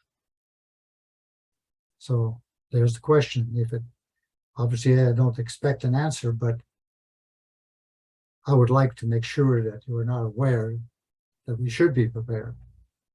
Yes, we have a COVID response group within the staff group that have looked at many scenarios for potential resurgence of COVID or pandemic restrictions going into the fall. We did, well, not we, but the province of BC successfully conducted a provincial election during the COVID period. And the federal government had an election in, well, I guess that would have been 2019, just before. But the provincial government did. I imagine we would be taking much of our cues from them for how to conduct it in a safe way in our public spaces. But Genevieve Lance is here. She can respond as well.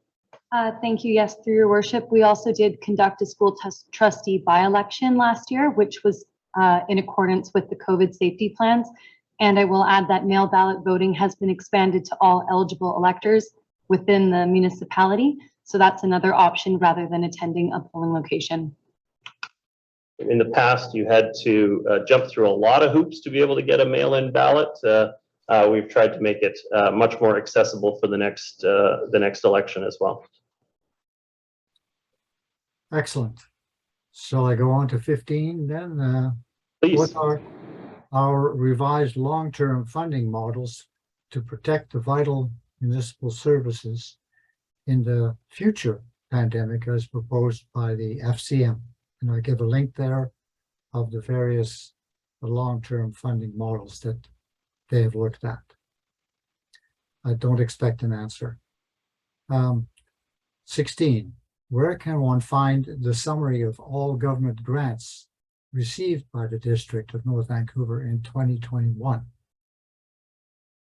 I know there were grants, but where are they, individual or accumulative?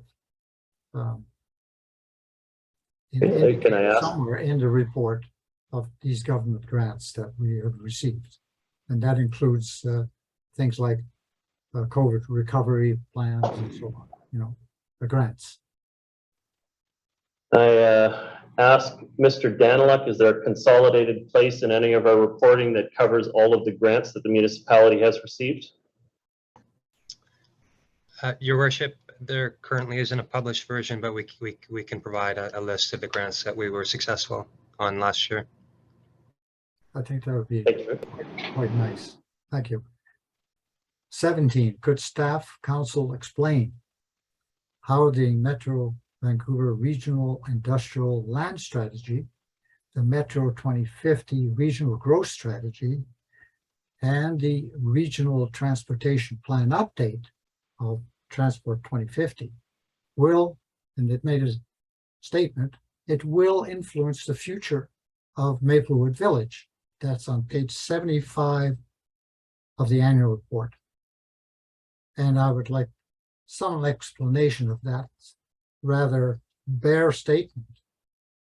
In what way will all of these strategies and plans influence the future of Maplewood Village?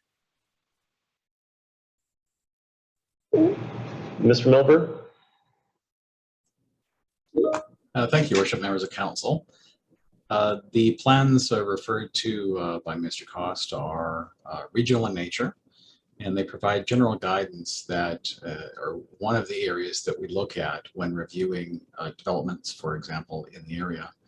Council will recall receiving a presentation on the industrial land strategy of Metro Vancouver, and it called for a series of different activities, including protecting and preserving industrial lands, as well as reviewing zoning bylaws across the across the metro region to create some harmonious standards that could be applied around Metro. So these are just a couple of examples of things that we look at when analyzing development proposals in the area. The Metro 2050 in particular also includes various designation mapping that will then need to be, if approved, then to be updated with our regional context statement. Specific link between Metro 2050 and the regional context of all member municipalities. Those are just a couple examples. I could elaborate further, but I would be happy to speak to Mr. Cost at his convenience. Thank you. Thank you. Okay, we'll go on to the next set then. Could an update specifically on the status of the Stewart plant be provided and how it relates to the upcoming taxes? So obviously, there's an expression, great minds think alike. Unfortunately, there's a counter to that, which says fools seldom differ. Note that little to none has been reported in 2021 annual report. Now, as for the June 23rd retweet by a member of this council, are your cities engineers working towards the future of autonomous kids or autonomous cars? And considering that I bought a model that is slated to be upgraded to be autonomous, I thought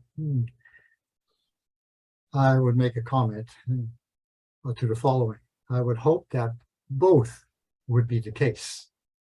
However, perhaps fostering autonomous kids may be the more difficult part. So finally, we head up to some things which are purely symbolic. I've looked at the organizational structure diagram of different municipalities, and this one here is one from Abbotsford. And you notice what's at the top. It's the public. And I refer you to page 15 of the District of North Vancouver map for what's at the top there. Next place I went to was Souk. And there at the top, they have the community. And below that, the usual structure. And I say, yes, but it's just a little thing. But sometimes the little things do matter. It's symbolic. Now, more specifically, I've tracked all of my tax bills from the district since 1975 to 2022, and have them in a nice database I can refer to and produce any of these wonderful maps, only one of which I will show to you here, which shows my water bill rising in blue, while if it were just inflation, it would have been red. There's a real big disconnect in those prices. And I wondered why it is that our costs are so expensive. When I look at, let's say, the Middle East and how much they pay for their water, albeit it's probably highly subsidized, but they use modern desalination plants. And I would guess that if we simply stopped collecting all this fresh water and just let it go, get rid of our dams, do everything else, we could probably desalinate our water and come up with cheaper cost to produce water of an unending supply. We need a lot of electricity, but that's just a minor cost. Water is much more precious. And you know that there's a small dams that were installed by BC Hydro, which have proven that the water that pours through those turbines is actually more costly than the electricity it was producing. So you can see the trade-off here that probably no one has made. We've just gone on our way. We've got the dams in place, and we distribute all this water to the Lower Mainland. Although I'd be remiss to make the obvious remark, will we ever run out of water? And I would say, no chance. Harrison Lake is the water supply for the Lower Mainland in case we really need it. It's enough for 100 million people. And I doubt very much in any of our lifetimes looking forward, we will approach that kind of population in the Fraser Valley. Let's go on to the next one.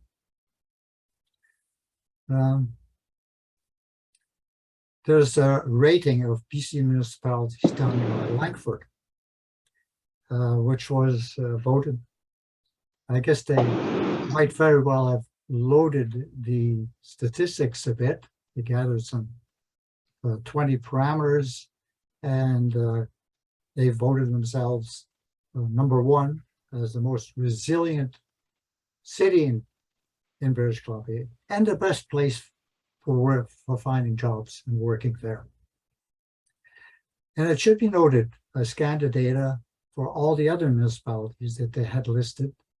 There were quite extensive lists in that reference. The District of North Vancouver was rated number 4 by their criteria in 2020. And I was really astounded that our rating had slipped from number 4 to number 39 in 2021. I urge council to look at that reference. Perhaps there's a clue. The growth of the largest municipalities over time from 1871 to 2021. I've always wondered how our lower mainland looked like, or all of BC looked like, from the period of 1871 to 2021, as far as populations is concerned. And there's a wealth of information to be gathered here.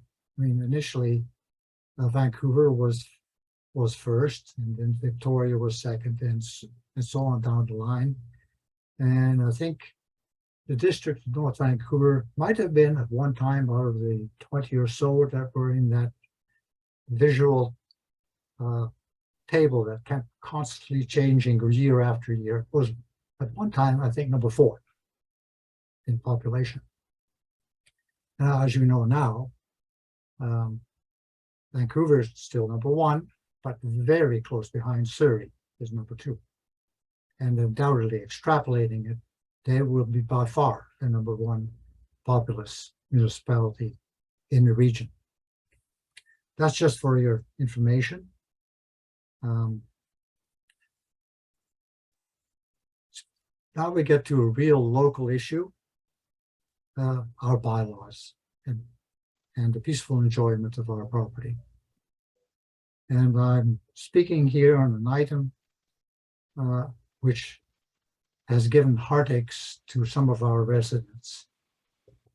The failure to remedy noise and vibration from external sources experienced inside of their homes by some of the residents in Upper Capilano, and the failure to address a 4-year hardship imposed upon a resident and other residents nearby relating to a noise and light emanating from a neighbor. There are just 2 glaring examples where the municipal bylaws have failed. We need proper bylaw enforcement, or we need to change the bylaw so that people can find relief. Everyone should be able to live in peace in their property. So please read the BC Ombudsman report on that to see some specifics. I might, if I have time, look at that, an extract from the BC Ombudsperson report on such issues, but at least read page 10 to 11 if I should not get to it. And the role of this council is clearly spelled out in the Ombudsman report on page 15 to 16. I would hope there would be some response to that later, because it's too much. You don't know the details by now.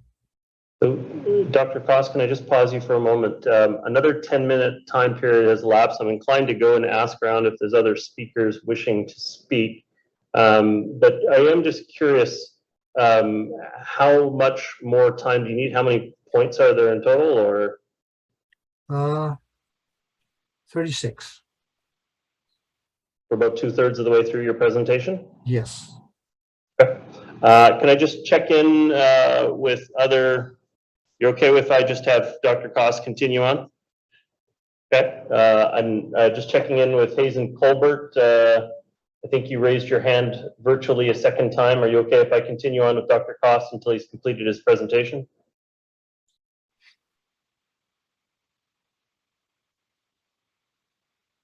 Okay, can't hear him at this point. So, sorry, Mr. Stewart, you have a comment? Had a lot of information, and we've asked that he file that. Mayor and Mayor highlight Little, it. can you hear me?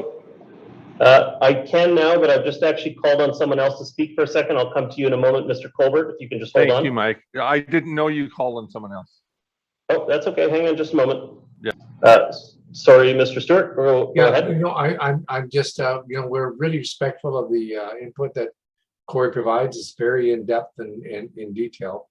And I'm just wondering at one point whether that can be provided in print or as part of a submission, as opposed to a verbal presentation, because this could take another hour, which will really perhaps compromise council's agenda for tonight. So I just raised that. Yeah, I wanted to be, this has already been circulated by email to the council. There seems to be some debate about the open-ended nature of public input around annual reports. The provincial government does not put a limit on it, but it also does not prescribe that there be no limit. But since we have not, in advance of the meeting, said that we were going to follow a different protocol, and right now the protocol is Dr. Cost can continue with this presentation at this time. However, I had talked to Dr. Cost ahead of the meeting, and if it looked like we were pushing the time boundaries, there's a few items on the agenda that have really need to be taken care of tonight if they can be. And so if we get to, I think, about 9:30, then I'm going to have to move away from the annual report presentation. We'll have to table it until we have can address those other items that have to be taken care of tonight, and then we'll have to resume the matter at a later time. But at this point, Dr. Cost, back to you. I will skip over reading and commenting on item 26, since it's quite clear by itself. But it's essentially about community involvement in the annual report, some way to enhance that. This is we're going back many years. We're going back into the late 90s, 95. There was a 50-year vision of the Waterfront Task Force, all the way from Deep Cove to Dollar Waterfront, planning for the future. And so I say here, there's a long-standing issue with Deep Cove waterfront access and encroachments that have yet to be dealt with. Those are important land issues. We're leasing them to people who are for their own enjoyment, when in fact, we're compromising access to a waterfront, which is in the public domain. It's interesting on this matter to read an affidavit by Susan Rogers, which I've given a link here. By some miracle, I managed to find this affidavit where she discusses many of these issues. I urge council to look at that, and perhaps, if not in this term, with anyone that may serve on the next term, perhaps you can pursue this vision that took place many years ago. Now, section on asset sustainability indicators, page 118, is again appreciated. We had it last year and we have it this year. However, I have the same sort of comments. If I didn't make them before, they might be valuable. There's no cost estimate attached to each group of these. One could be $1 million, one could be $10 million. That doesn't give any idea of the urgency of tackling or priorities that these items should have. And how much it would be required to move from one category to another. How much money does it take? What's the resistance factor? That there's 42.8 million in ongoing funds to maintain the good rating only amounts to about 1.7% then yearly of the $2.5 billion assets that we have. And that's not very comforting. The reference and integration with the asset category and the useful life, which is on another page, they should be together. Well, they can't be together. One is actually in the consolidated financial statements, but you could have extracted that table and put the two side by side. Then overall, however, the described item does seem to be reasonably transparent. And I have no more comments on this, other than you should note them, the two, and where your money is going to go in the future. The operating surplus ratio on page 119 is shown for the years 2017 to 2021. What also needs to be shown is the accumulative surplus. Yes, we maintain a bandwidth from 0 to 5, let's say, units of accumulated surplus in those periods of every year.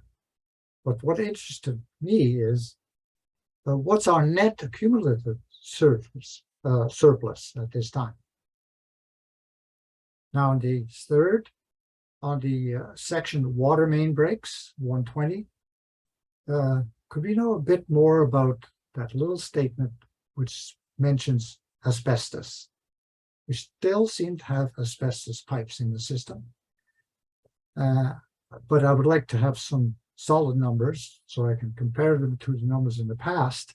What percentage of the total is still asbestos? Or what really, how you could say, well, it's 10%. That doesn't mean very much to me in terms of how many kilometers need to be replaced. So I need a response there. And I would like to have a response on that sometime in the near future. There's not much we can do about it, but we can do about planning for next year. I should also mention that the front desk staff, really, they provide the public with a noteworthy phone response. It's rare in the industry, private or public, to have such wonderful response.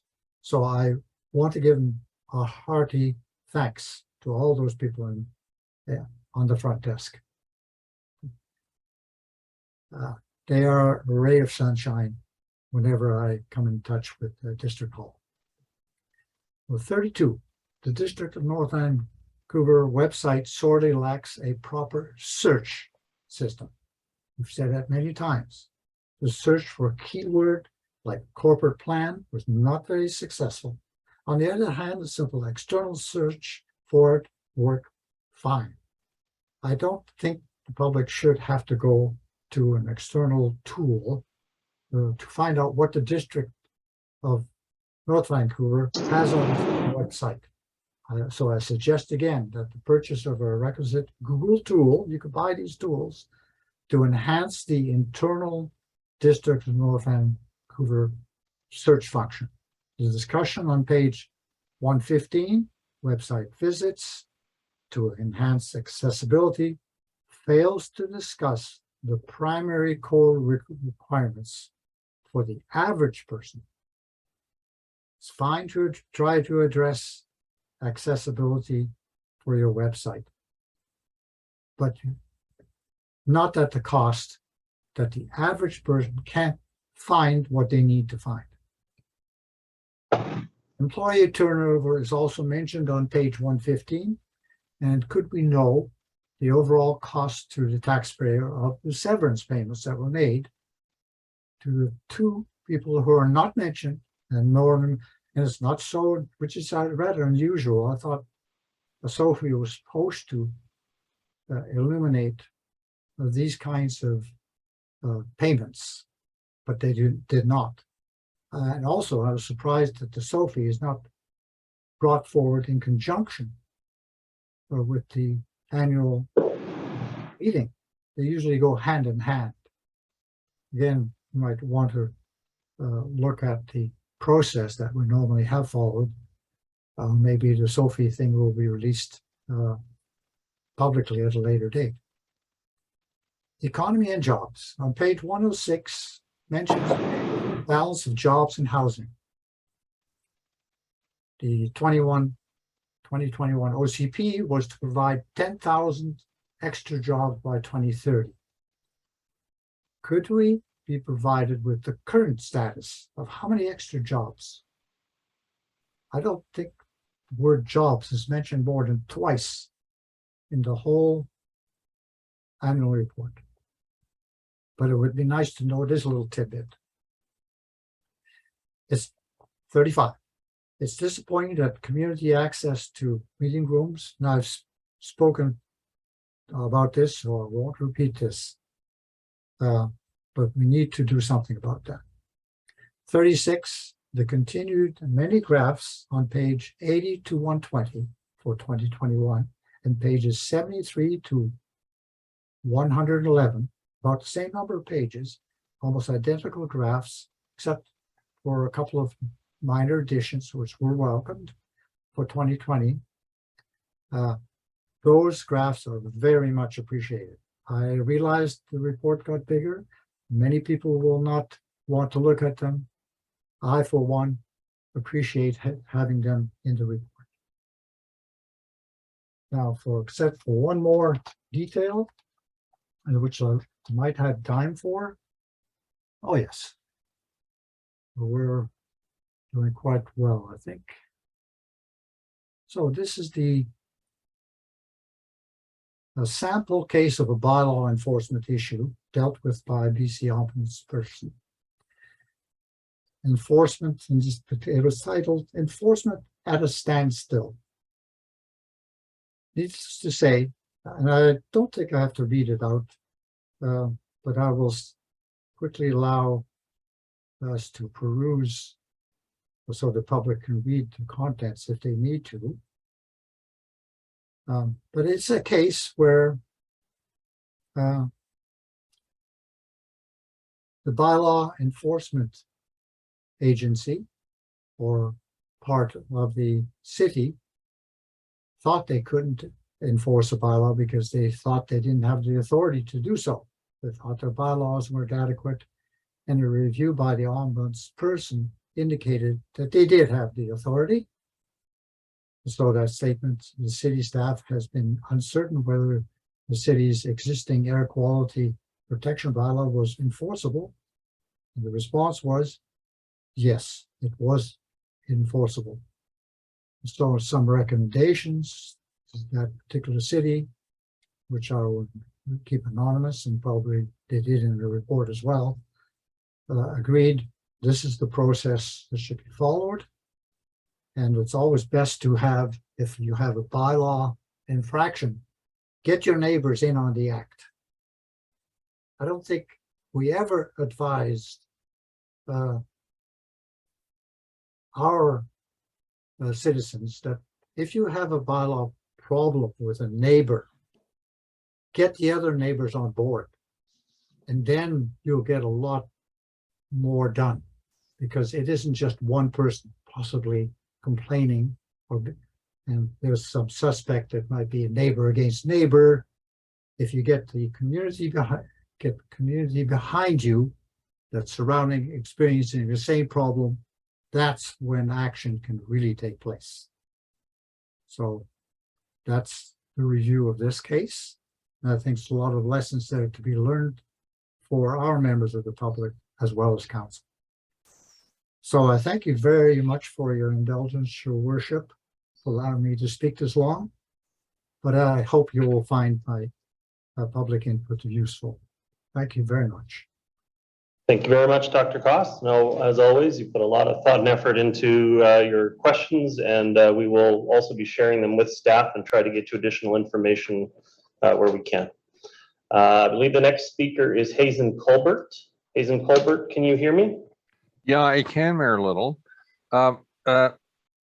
Mike, you guys have been sitting there for 2 hours.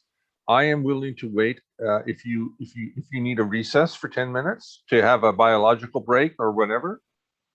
I think since some people are participating virtually, they'll take care of that on their own. Maybe when we finish the annual report, I'll see if there's time for a 5-minute stand-up. But yeah. Okay, thanks. I thought I would be compassionate. I want to again reference that as Mr. Teven has said, I did work in an investor relations function for one of the largest corporations in Canada. And since this is now in the public domain, well, actually, it's been in the public domain for 25 years. we had to deal with which was the media referred to him as a gadfly, and his name. And some of you, actually, Mike, you probably will recognize this name because he was a federal gadfly. His name is Yves Michaud, Michaud. Yves was a gadfly at our meetings, at our annual general meetings, and I got to deal with trying to address the questions that he proposed, and not just proposed, he actually put them through the formal process in which they had to be addressed at the annual general meeting. And I got to tell you, nothing in my life, parallels that experience. So the questions that have been asked by our good Dr. Corey Cost and our good counselor in waiting, Mr. Peter Teven, they parallel Mr. Michaud's questions, but they're not even remotely as demanding. And so what I have to say is, during those annual general meetings, all of the people that were involved had to act in a very responsible and show great decorum to Mr. Michaud and to any others. And so I now say, I'm shocked, and I take great risk at saying this, because the person I'm about to mention is the decision maker with respect to a notice of civil claim against me. Okay, I am shocked that your CAO, Mr. Stewart, wearing his pajamas and showing up and insulting Mr. Colbert. With respect, Mr. Mayor, I am referring to with respect, Mr. Mayor, I'm referring to my experience. I am not remotely defaming or making any negative comments about someone. I'm referring to solely my experience. Okay. We're just here to get the benefit of your comments on the annual plan at this point. Yeah. And I'm not wearing my pajamas. Oh. Oh, I can't. Okay, so first of all, David, I can't tell because I only have this like tiny little screen. So, but my point is this. Yeah. My point is this, Mayor Little and Council. There is absolutely no reason for a member of staff to say anything that is remotely derogatory about any person. Please, Mike. It's just not necessary. I addressed it though, Mr. Colbert. I know, and I get it. I get it. Yeah. So all I'm saying is, look, there's some really serious issues. And by the way, now I'm going to actually support Mr. Stewart. Okay, there are some really serious issues with respect to that waste treatment plant. Okay, and they are not caused by the District of North Vancouver. They're not caused by any member of this council. They're not caused by Mr. Stewart nor any member of staff, not remotely. And yet we're probably going to take them on the chin. And you know why I know, and you know why I already know this? Because I have already talked to a mayoralty candidate from the District of West Vancouver who is going to say, hey, all these problems, yeah, Mr. Stewart, you're looking at me, all these problems lie in the District of North Vancouver. So we best be dealing with this stuff, okay? Thanks, Mayor Little. And thank you, Mayor Little. And by the way, Mr. Stewart, I don't know how many months you have left, but by God, this stuff is gonna show up in the next 4 months. Yeah, Your Worship, Your Worship, full of silly comments. I'm not gonna respond. Just full of silly comments. I'm not gonna respond. Okay. Yeah. All right. Next speaker I have is first time speaker, Ms. Ibrahimi. Yes. Welcome. Thank you. and council. I actually wasn't going to speak tonight, but I felt so inspired after everything I'm hearing and the consistency that exists within. There's a consensus going on. I can hear it. Everybody can hear it. And I think it's time we listen, because I don't believe that these frustrated forms of communication happened overnight. I believe that there was a platform, a plethora of opportunity where councillors and mayor were sitting before us and could have proactively been involved instead of reactively been involved. And I'm asking for everybody to come forward and voice their concerns at this public input opportunity and every public input opportunity, but also for us to visit our democratic system altogether. What is democracy? Is it communication that allows freedom fully? Or is it a diplomatic form of maintaining and limiting people's communication patterns? That's one of my concerns, because I believe, as somebody who has spent the last year and several years actually with things before this time, which I won't bring up for tonight's effort or meeting, but I've had to make great effort to be able to get any communication from the district on real things that are practical and simple in nature. And that's my concern. The other concern I have is for people that don't know their rights and don't know that sometimes information can be misinformed. And that doesn't allow people to actually fully be involved in this democratic system. So thank you for your time. I hope that really we strongly take note of what's happening here, because this is not the first time. And there's a common denominator here. We need to address it. Leadership needs to step up. I am asking every one of you to step up and take a look at what's happening. This is not going the way it should. Thank you for your time. Thank you very much. Mr. Teven? Oh, you're done? Okay. Would anybody else like to address the public information portion for the annual report? Your worship, I just have to comment that the communications with Ms. Abraham have been prolific. Prolific, just to be clear about this. Okay. Thank you very much. At this point, I'm going to call. Yes, Ms. Abraham, you have a question about the annual report. I have a question about what that word he just used. We're not getting into a debate at this time. I'm actually curious, because I think the general public would like to know what that definition means as well. Is he saying that he's been in communication, or that? I believe that's what he was insinuating by that, but that is not the subject material of the annual report. For everybody to know that that's not the case. Okay. And I think it's got to be clear. Thank you very much.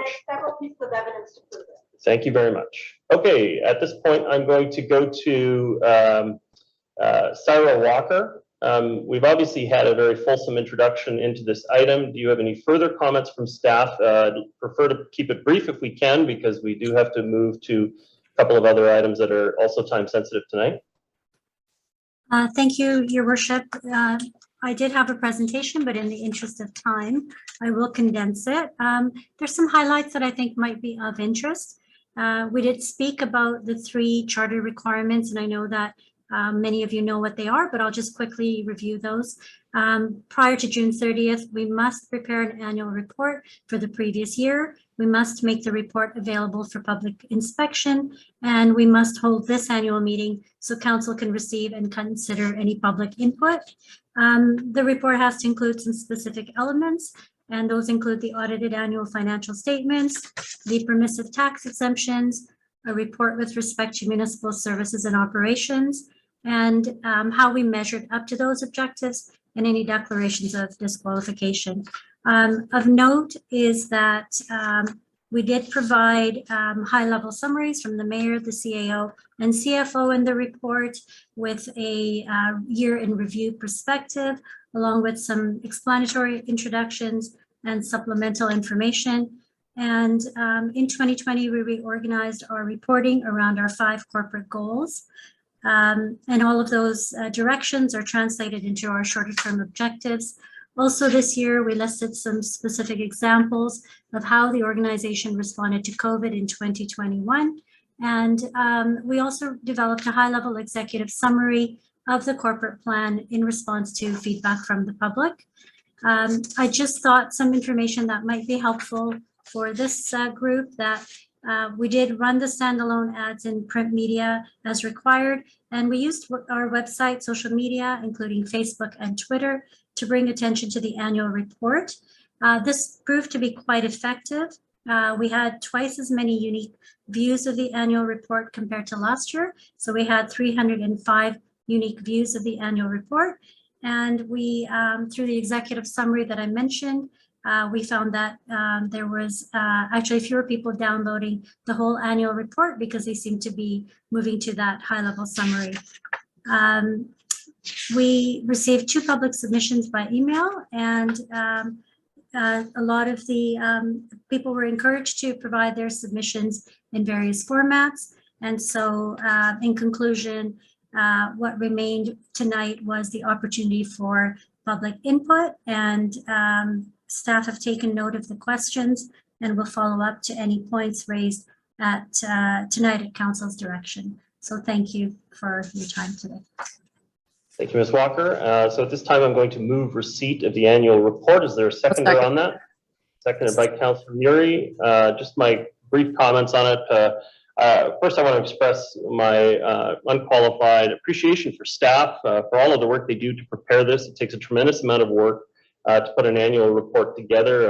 It's obviously large. It has a lot of information in it. It has addresses many of the most important goals and priorities of the municipality going forward. And if someone picked it up and read it, I think they would probably come to the conclusion that they'd like to live in that community. Because I do think that it represents our priorities generally in the community. There's obviously areas we can improve in the reporting process and in communicating with the public as we go forward to this point. I think probably what would make sense is that next year we come up with some better ways to lead into the annual report meeting. We had in the past had a member of staff, Rick Daniluk, from finance meet with organizations ahead of time. I think that you've heard from the feedback tonight that was appreciated, and maybe we can consider doing that again for next year. But it didn't happen this year. But there's a lot of good in this report, and it helps people understand our community and where it's going. And I just wanted to again express my appreciation to staff for all of the hard work that they did in preparing this document. Councillor Muri, your comments? No, I think you've covered it, Mayor Little. It is a significant document, and I also wanted to thank the public for their comments. Yearly, Mr. Cost spends an enormous amount of time going through the document very carefully and brings lots of pertinent points forward. I do know that in the past, we have had opportunity with staff prior to the annual report where there's an opportunity to for residents to meet with members of staff just to ask any questions that they may have, to be able to, provide additional information for consideration in regards to their presentations. And we might want to look at that again next year.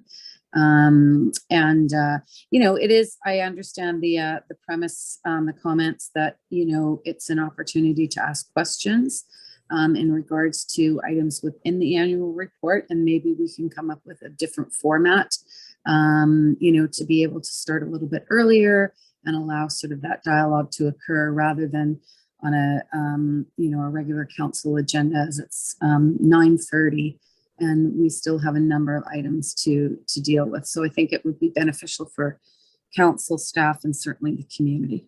Thank you. Thank you, Councillor Muri. Well said, and I agree. And probably in some years there's very little discussion about the annual report, and in other years there's a tremendous amount of discussion, and it's tough to predict sometimes. But I think that if I were doing this one again, we probably would have it on its own night or in some other way to address the matter. Councillor Bond, your comments. Thank you, Mayor Little. I'd like to, as well, similar to yourself, express my appreciation to staff for providing this report. I've seen this is the 7th or 8th report. I'm not sure exactly how many, but yeah, since 2015, I guess was the first. So I do my math, 7 reports that I've seen, and I think they do get better every year. The design of the report is a lot more readable, even though it is still 120 pages, which is a very long document for the public to digest. And over my time on council, it is the regular individuals that come to council meetings that have the most comments. It's the people that are very interested in all dealings of the district, whereas I think a lot of members of the public are more interested in specific issues that impact them on a regular basis. So I think one thing that I think is also important for the public to understand is everything that's in the report is a reflection of multiple processes that the district goes through that all involve different forms of public consultation and public input. Our budget and our financial plan goes through a number of public meetings every year where members of the public and council can debate the various aspects of our financial plan and our capital reserves and all the policies that council gets to debate. One of the things I find great about the annual report is it actually gives us a really good update on the operational side of the district, all the programs and departments and the initiatives that they've undertaken under the past year, plans for the future years, and tracking going back over time. So I find those really helpful and really good to get a perspective. A lot of the time, council is a policy and a governance body. We're often looking at policy issues around both operations, but also future-looking issues, and it's important to have a bit of that grounding in the services and the departments that are providing those needed services to our residents in the municipality. So really appreciate the work that's gone into that to keep it as succinct as you can for a corporation that manages almost $2 billion in assets. I think that this is as good as we've gotten so far, and I really appreciate the attention to detail for all the different departments. Thank you, Councillor Bond. Ms. Walker, you had a response?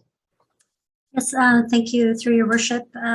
Thank you for the feedback, and I just wanted to make a comment that many departments did come together. It's very much a cross-departmental event. It actually takes us quite a while to pull this together. I did mean to mention that for the previous 8 years, we've taken an approach that's very consistent by using the corporate plan as a reference to monitor how we've done on our set objectives. And as Councillor Bond mentioned, this is a year in review of 2021. But at this juncture, since this is the 2021 report and the corporate plan was for 2019 to 2022, it could look different going forward with the new council, depending on the new council's strategic directions and the corporate plan that follows. Thank you. Thank you. Councillor Forbes. Thank you, Your Worship. I just want to say thank you to staff for the report as well. And I also want to give a big thank you for the public members who delve into this and they keep us in check with some questions. And it takes a lot of effort for people, whether you're very experienced in reading financial statements or not. It's still a lot of work. And so for the public members who get into it, thank you. And just as a clarification that some people might be interested in, could I get an answer to when the SOFI report will be released? Oh, SOFI for 2021, I think, has already been released. So, hang on. I know that Metro released theirs, and I know that TransLink released theirs because I was part of the finance committees for both of those organizations. So we've already released ours. Yeah, I think last week or the week before. Yeah, okay. It was we did release it, but it wasn't done obviously at the same night. Although many of those financial accounting measures are considered in the annual report as well. Mr. Wardell. Through your worship. The statutory filing reports are due with the provincial government on May 14th, and they've all been filed. Oh my gosh, I guess I've been busy. I didn't notice. Sorry. I would just like to also just say that I think that we should consider doing dedicated night for the annual general report going forward. And if we only have a few speakers, it'll be a shorter night, maybe. But I do think it's a bit taxing to do this on the same night that we have a regular agenda going. So I'd also agree that I think we should have either a special council meeting or a dedicated council meeting. Thank you. Thank you very much. Yes, so we'll call the question on the motion. All those in favor? Contrary minded, motion carries. Again, thank you very much to staff for all your work in carrying this forward. I know that it is based on the annual plan that won the Government Finance Officers of America Award a few years ago, but you do a fine job of keeping it up to date and adjusting it. Thank you very much. The next item up for discussion. So if you weren't here at the beginning of the meeting, we did have a consent agenda that passed 8.2, 8.3, and 8.4. And so up for consideration at this time is item 8.5. Yeah, I think that's probably reasonable to take a little bit of a stretch. If people want to take let's resume at 9:35. We're going to have a bit of a stretch, resume at 9:35.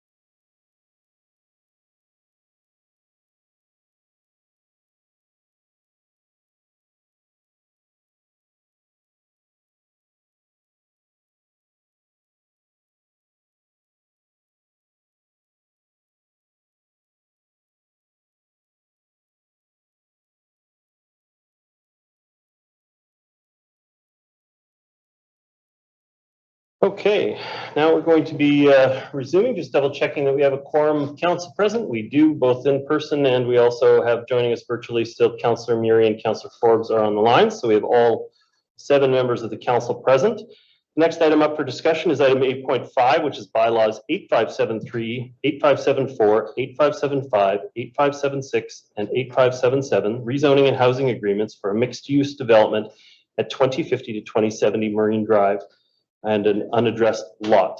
I'm going to go to staff for their comments. This matter is returning from public hearing. We obviously can't receive new information, but did you have any comments, Mr. Milburn? No additional comments, Your Worship. Simply the matter is returning from public hearing, and staff are available. But of course, given that it's a public hearing, no new information will be introduced. Thank you. Okay. So I will be moving the staff recommendation, which is that these matters be given second and third readings and proceed. Is there a seconder on that matter? Seconded by Councillor Back. Okay, so my own comments on this, you know, I definitely, when we went through first reading, I recognized that the developer in this case had done a number of things to address the comments and concerns raised by council. We're obviously very concerned about the final pieces of completing the Lower Cap and Lionsgate community there. It will obviously never be complete. It's going to be a living community that's going to change over time, but we want to make sure that we get the final pieces right. And in this case, the benefits to the community of the letdown of the land for the completion of the roads, the completion of the park, the other benefits in terms of the housing agreements on the space to produce options for our residents, plus also the key role that this space is going to play in future transportation for this area, making sure that you know, the R2 bus in that area is able to provide great service to that neighborhood. I think that this development meets enough of our needs and should proceed at this time. I certainly heard the comments and concerns expressed by the community as we went through the public hearing about missing pieces like we still don't have a grocery area in there, and that the commercial space could be larger. But the real big question I think that people had in their minds was 27 stories was really going to be the height and whether it made sense to transfer height without a density increase or modest density increase on the space. And I think that in that spot, it's not unreasonable. I get that it's not what the local plan had originally called for there with approximately recognizing a 20-story limit in the space. But I think for what you get, the public letdown of space, the connections to the other areas, I don't think it's unreasonable amongst the towers that are already in that area. It's an area that's going through a tremendous amount of change. It's not going to be easy still. I know that I receive the communications on a regular basis from the residents of Woodcroft about the challenges and traffic that they have because of the other construction that's going on in the neighborhood. And so this one and future ones will still add to that burden. And they're frustrated. And we definitely have to do a better job of keeping those roads in passable shape, making sure that there's not delays to people being able to get in and out of their own community. But I do think that there's a lot of benefit from this project to the community, not the least of which is obviously it's a significant financial contribution back to the municipality as well. I was very excited to officially open the Lionsgate Community Center about a block away and really enjoy the synergy of all of those benefits that are in that, both the community services being moved into that space, the Lionsgate, the community center and library that's all partnered up in there. And I think that the addition of this project is going to make for a lot of interesting housing options for people within that area. And hopefully they get a really great connection to that rec center and we can really see an identity grow for that Lionsgate neighborhood. I know that a lot of people are not going to be satisfied with this project because of the height, but it does actually meet generally the density guidelines that we discussed while developing the local area plan in this area, and so I will be supportive. Next speaker on the matter, I believe, Councillor Back, you were the seconder. Yes, thank you, Your Worship. I agree with all of your comments with regards to this particular rezoning. This is a project that's come before council on a few different occasions now, and the applicant has made a number of updates based on council's feedback. And a lot of those relate to really addressing the affordability that's built into this particular project, which is going to include 77 homes that are market rental housing, 16 of which are rent-to-own housing, and 48 strata homes, which will be sold at a discount to locals first. That's people living in the district or the city of North Van. There's also going to be 21 homes that have lock-off suites, which may provide some additional rental income and allow people to get into the housing market. And then, of course, there's 41 non-market rental homes that are include proposed below market rents of $1,100 to $1,700 per month. So there really is a lot of diversity in terms of the different housing that's being offered here as part of this project. I think the applicant has done a good job of addressing things like unbundling of parking so that residents can own or rent their homes without paying for parking that they may not necessarily need to use, providing things like car share memberships, shared bikes, and bike maintenance facilities that consider things like cargo bikes. I think there's been a number of considerations made to address the impacts of climate change as well through things like the use of sustainable concrete in this construction of these buildings, and eliminating the use of fossil fuels for heating, cooling, and cooking.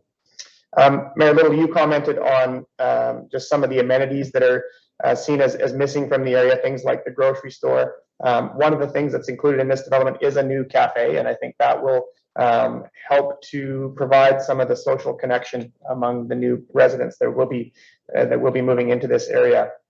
So I agree with you, Your Worship. I think this is an important piece of this Lionsgate Town Centre as we continue to see it come to life and start to see the sort of vibrancy that's envisioned. You mentioned the Lionsgate Community Centre, and I too hope that there's a good, strong connection between these people that are living in these homes and facilities like that one. One thing I wanted to note, because you mentioned that the tower size, and that may be something that's uncomfortable for some residents to accept, 27 floors, 27 stories. And I've started to hear a narrative recently that towers are bad, that concrete does carry a large amount of embodied emissions. And I don't agree that we couldn't add density differently, such as spreading it out and having more low rises throughout the community. But right now, we're only starting to have the conversation about how to introduce gentle density into some of our single family neighborhoods. And so I think as the housing crisis rages on and we're trying to allow people to live and work in our community, we are going to have to, look at towers and buildings of this height in certain areas, which is what our OCP, our official community plan, lays out. So I think this project does check a lot of boxes. I think it will help us get, as I say, closer to completing the Lionsgate Village. It will serve as a nice gateway to the west side of our community as well. So I'm happy to support it tonight. Very much. Next speaker I have is Councillor Hanson. Yes, thank you, Mayor Little and Councillor Back for your comments. However, I will not be supporting this rezoning. I'd like to begin by acknowledging the hard work of the proponent in bringing the matter forward. Acknowledge the efforts that were made by the proponent to modify the proposal to better meet the needs of the community.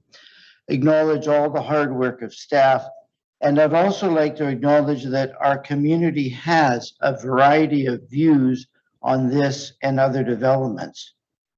There is support as well as opposition to this proposal. My reasons for my opposition are as follows. First and most importantly, this kind of tall 27-story concrete tower development is simply not my vision for North Vancouver District. I believe there are better options. Lower, less densified forms of housing, less concrete and more wood, less expensive market strata, and more rental, especially more affordable rental.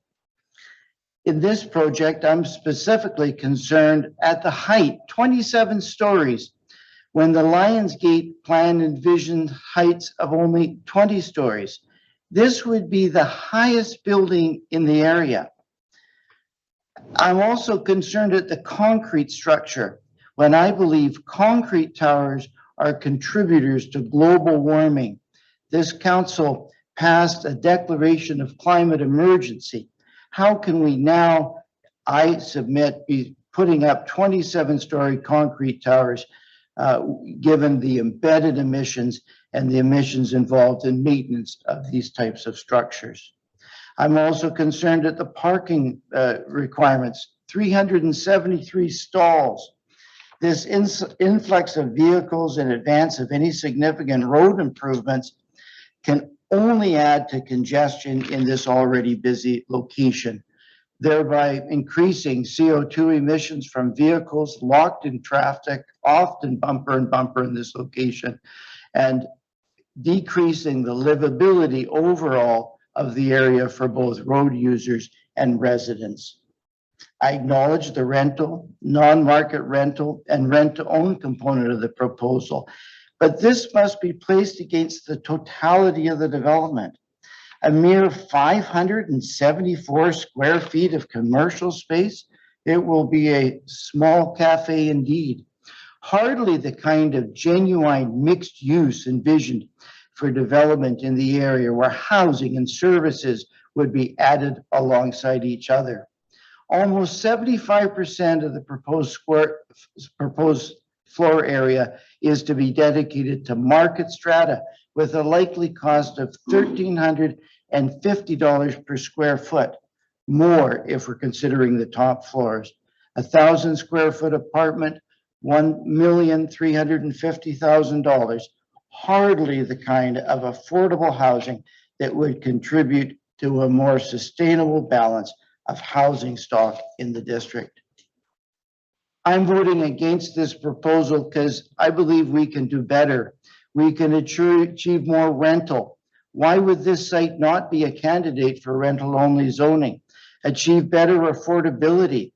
Why not a collaboration with various orders of government to achieve real affordable housing? I'll take my next 2 minutes. We could envision development with less CO2 emissions. Tall concrete towers are simply not green, in my view. With better livability, why not actual mixed use, combining not only residential, but also space for services? And with better planning for necessary infrastructure, where is the Curling Road extension to Macquarie Avenue? Where are the general practitioners and other services necessary to support this influx of population? This proposal is, in my respectful view, more of the same. Let's change our course and find ways of creating smart development that truly and better meets the real needs of our community. Thank you. Thank you. Next speaker I have is Councillor Bond.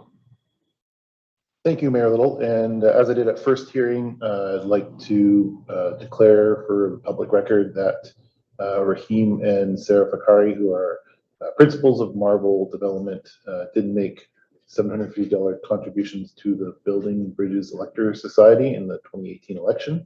And that Elector Society endorsed a candidate for mayor and several candidates for council, including myself. And I was unable to attend the public hearing. I was attending a service for my grandmother who recently passed away in Ontario.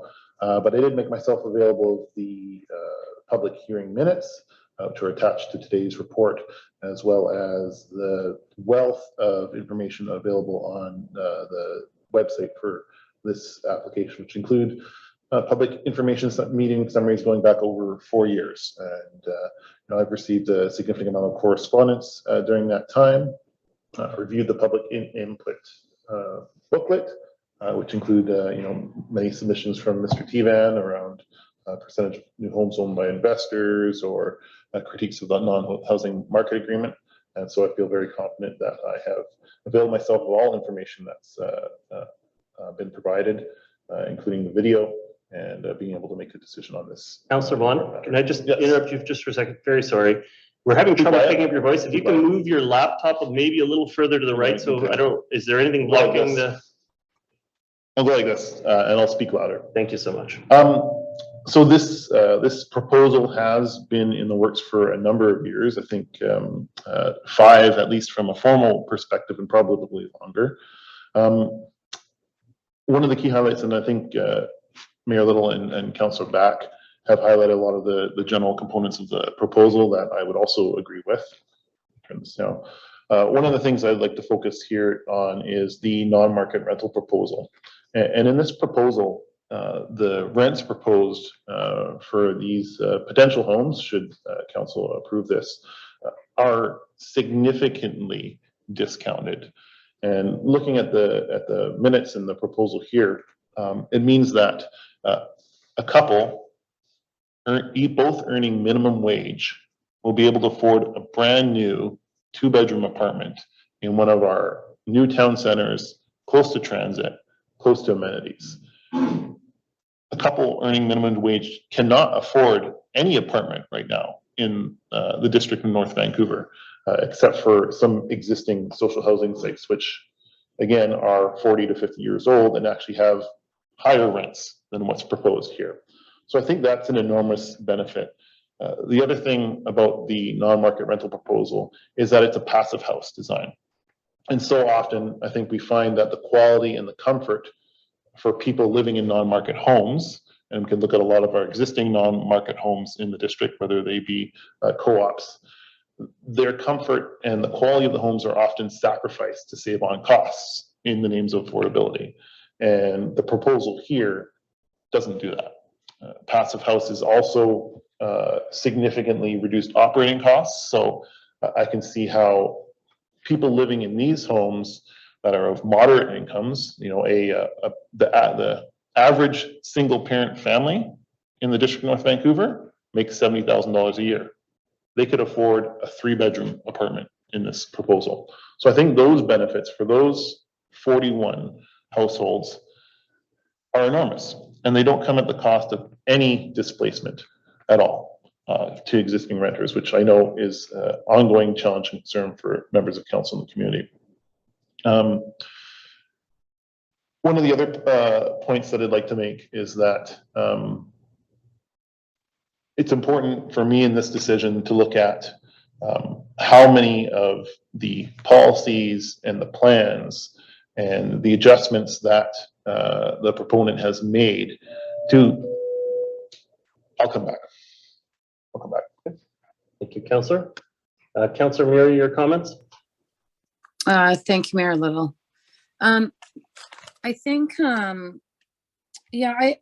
think that it's difficult to talk about a sustainable town center where we have little to no commercial, and we are considering one of the tallest buildings in that town center. And the only service that we are going to get out of this building for the surrounding community, because there is such a lack thereof of foresight in regards to what a sustainable community is about, is a 500 square foot coffee shop. And we're patting ourselves on the back for it. I hear the comments about the passive housing and finally some housing based on income for people that can't afford to buy market, because this community is by far a significantly dense market community. So I do hear that. But I just don't know how we can reflect on this area as a sustainable town center, which was really the whole goal of our official community plan. It started off with that three-legged stool by Richard Walton. It started off with, wanting to create sustainable communities so people didn't have to rely on their cars. And this is a totally car-dependent community. There's a lot of seniors that live in this area right now. And certainly the prices of these market units are going to dictate a significant income. And there is no even small grocery store anywhere near this area. And there's no guarantee that there will ever be a grocery store in this area. We talk about what the OCP says. The OCP said to protect existing rental, and it also said to protect light industrial, and we've done neither. What we have done is build a lot of towers and displace a lot of people over the years. And, it's been a battle. And now we're actively building, and finishing our town centers with a new council that I had hoped, would see the errors of the past and try to, deal with them. And we still haven't. Have we put in more rental housing? Yes. And have we tried to address some more affordable units? Yes. But we don't have the infrastructure to support anybody on the financial spectrum in a lot of these areas. The closest grocery store is blocks away. On either side, if you go into West Vancouver, if you go into the district down Marine Drive. And I'll just give you a little example of what our neighbor, the city of North Vancouver, has done. I was talking to one of their council members the other day, and when they were building Lower Lonsdale, one of the first buildings that they renovated and redeveloped was where the IGA sits on Esplanade. They put in a grocery store.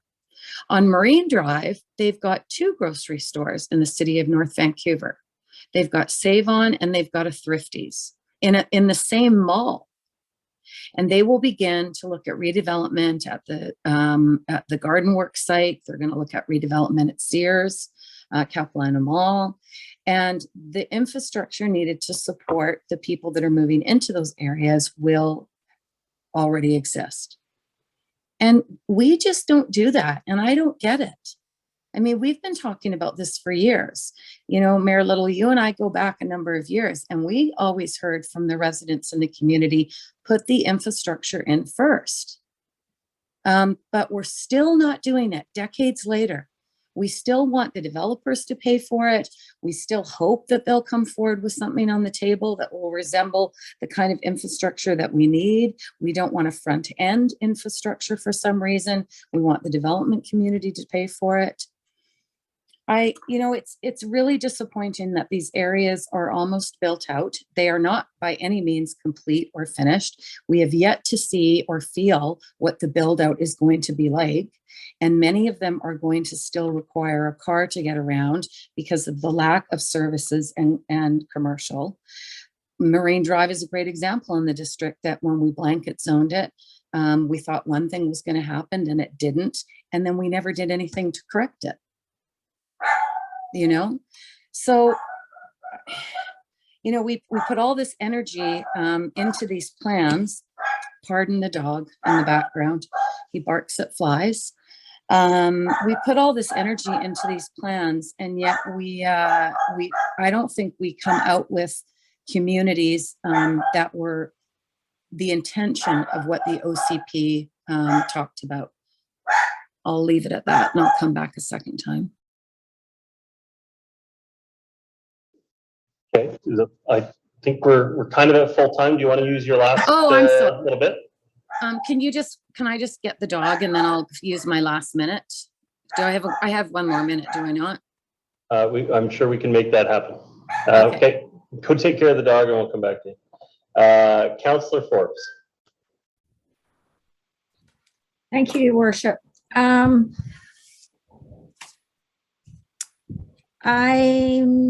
just going to repeat some of the things that I have already said and some of the things that I've heard other people say. These rental rates that they've given us for a studio, if they stick to their proposed rent, would be $1,100.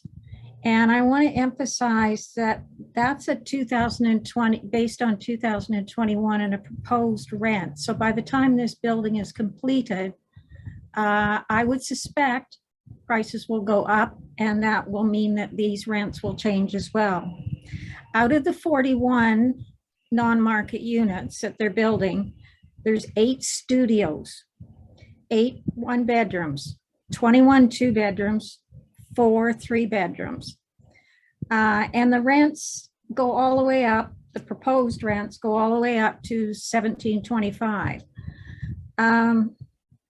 I have a problem with this large a development being built, and we only have 41 non-market rental units in it. And I suspect they're going to be more expensive than what's stated in this proposal right now. Another concern of mine is that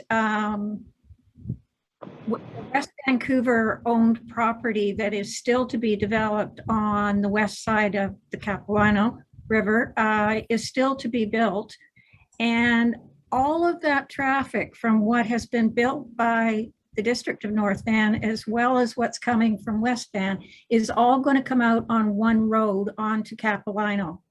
So we don't, it's already been said, but I mean, one road for the kind of density that we have in there, infrastructure should have been in place better than that. I can only imagine those people trying to get out, or those people that are stuck up by Edgemont Village or even further up Capilano trying to get out at traffic times. So I just think that the infrastructure has not been put in place for the density that's down there. Town centers are supposed to be complete communities as much as possible. That's what OCP asked for. That's what it said. We don't have a grocery store in there. We don't have relatively no employment in there, so to speak. The commercial space is very, very limited. There's no services in there. And I don't think a 500 square foot coffee shop, which is what the applicant called it, a coffee shop, is a cafe. It's quite different. 500 square feet, by the time you get the equipment in there and everything else, it'll be like a takeout coffee. The other thing that bothers me as well is the uplift that the proponent receives for everything that they're giving us works out to 15 floors of uplift. 15 of those 20 floors is uplift to them. That basically means that's their profit in their pocket. And so we provided density and they got 15 floors for it. I don't think that was an equal value. I'll come back. That's enough that I'm saying there. Thank you. Okay. Councillor Murray, are you back online? Thank you, Mayor Little. So rent to own happens once. Discounted for North Shore First happens once. Neither of those concepts are in perpetuity. And as Councillor Forbes has pointed out, and Councillor Hanson, the access to this development is significantly challenging. In fact, the entire road circulation is challenging. The current residents in the new units are already feeling that, and we heard comment at the public hearing in that regard. But I think we are naive in thinking that this problem with our road circulation is going to be complete anytime soon, because I think there's a very real possibility that this property will sit for years We have a property down on Dollarton Highway that was rezoned close to 10 years ago, and it has just been passed on to a local developer for construction. It was rezoned twice. This property in the current situation that the world is sitting in, and certainly the economy, probable recession, and the level of inflation, this property could indeed sit for many, many years and nothing could happen. And we will once again put up our hands in favor, and we will lose opportunities for improvement for Lionsgate community. Thank you, Councillor. Councillor Curran.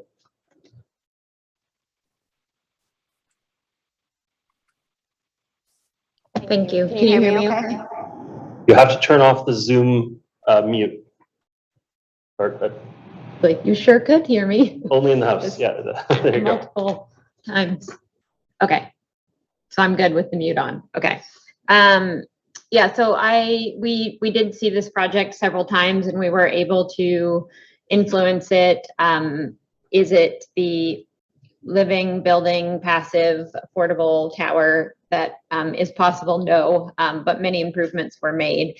And I think council's making some important points around us needing to have embodied carbon policies in place. And that's what I've been working on since day one. And we're getting closer to that. And Vancouver has been leading on that front. And there still will be concrete buildings, but I agree that I'd like to see different forms of housing allowed in more places in our community. And right now that they're not.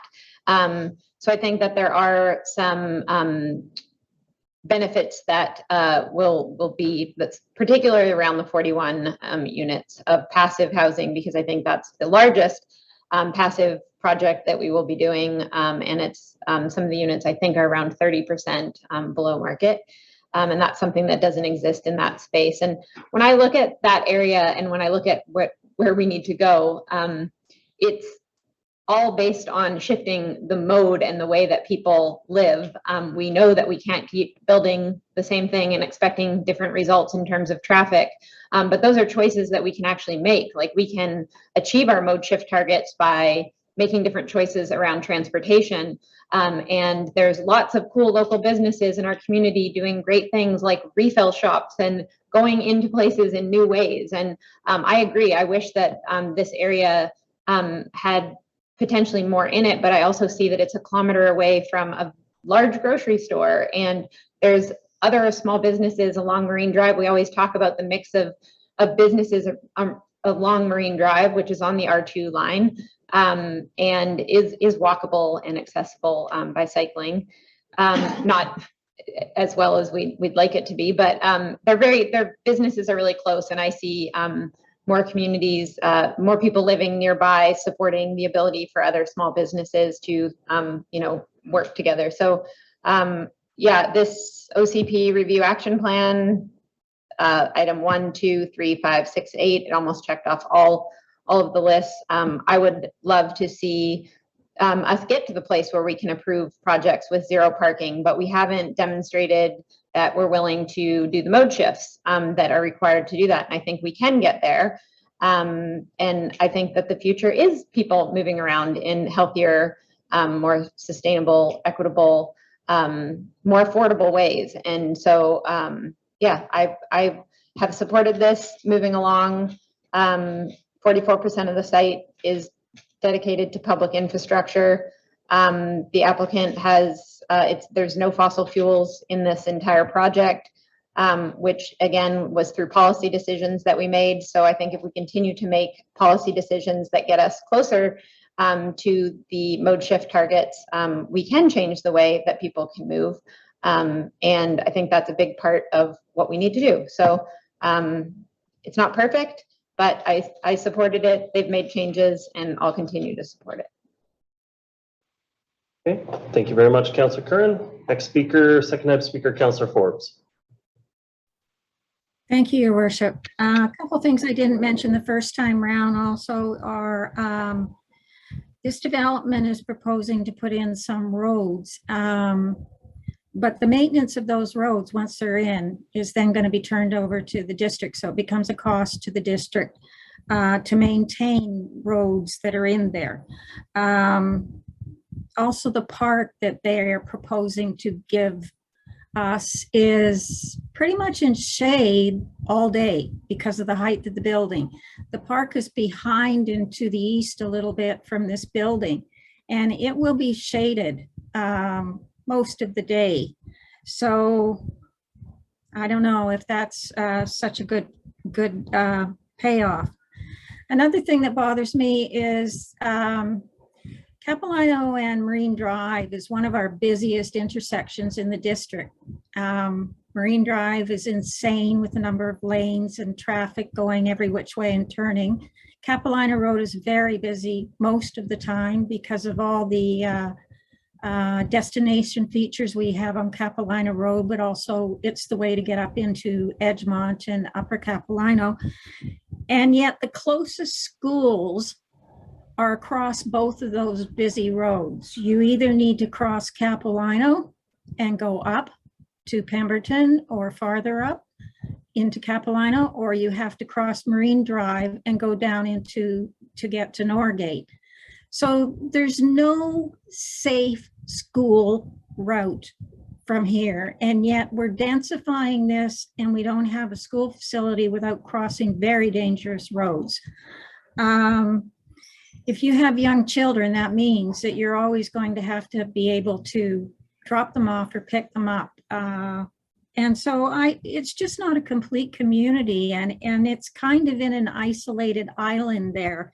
And it's just not a community as described in the OCP. And when we check off our action plans, I look at our action plans and I think some of the things that it checks off in the report is very, very general. Councillor, if you could draw to a close your overtime. Okay, I was just going to say, I think we also owe a fiduciary duty to the residents of the District of North Vancouver to make good decisions. And I don't think checking off action plans necessarily trumps being good stewards of our financial situation. And I'm referring to the uplift on the floors. Thank you. Thank you, Councillor Bond. Thank you, Mayor Little. Two comments. I agree with Councillor Hanson that we do need to address the number of vehicles in our municipality.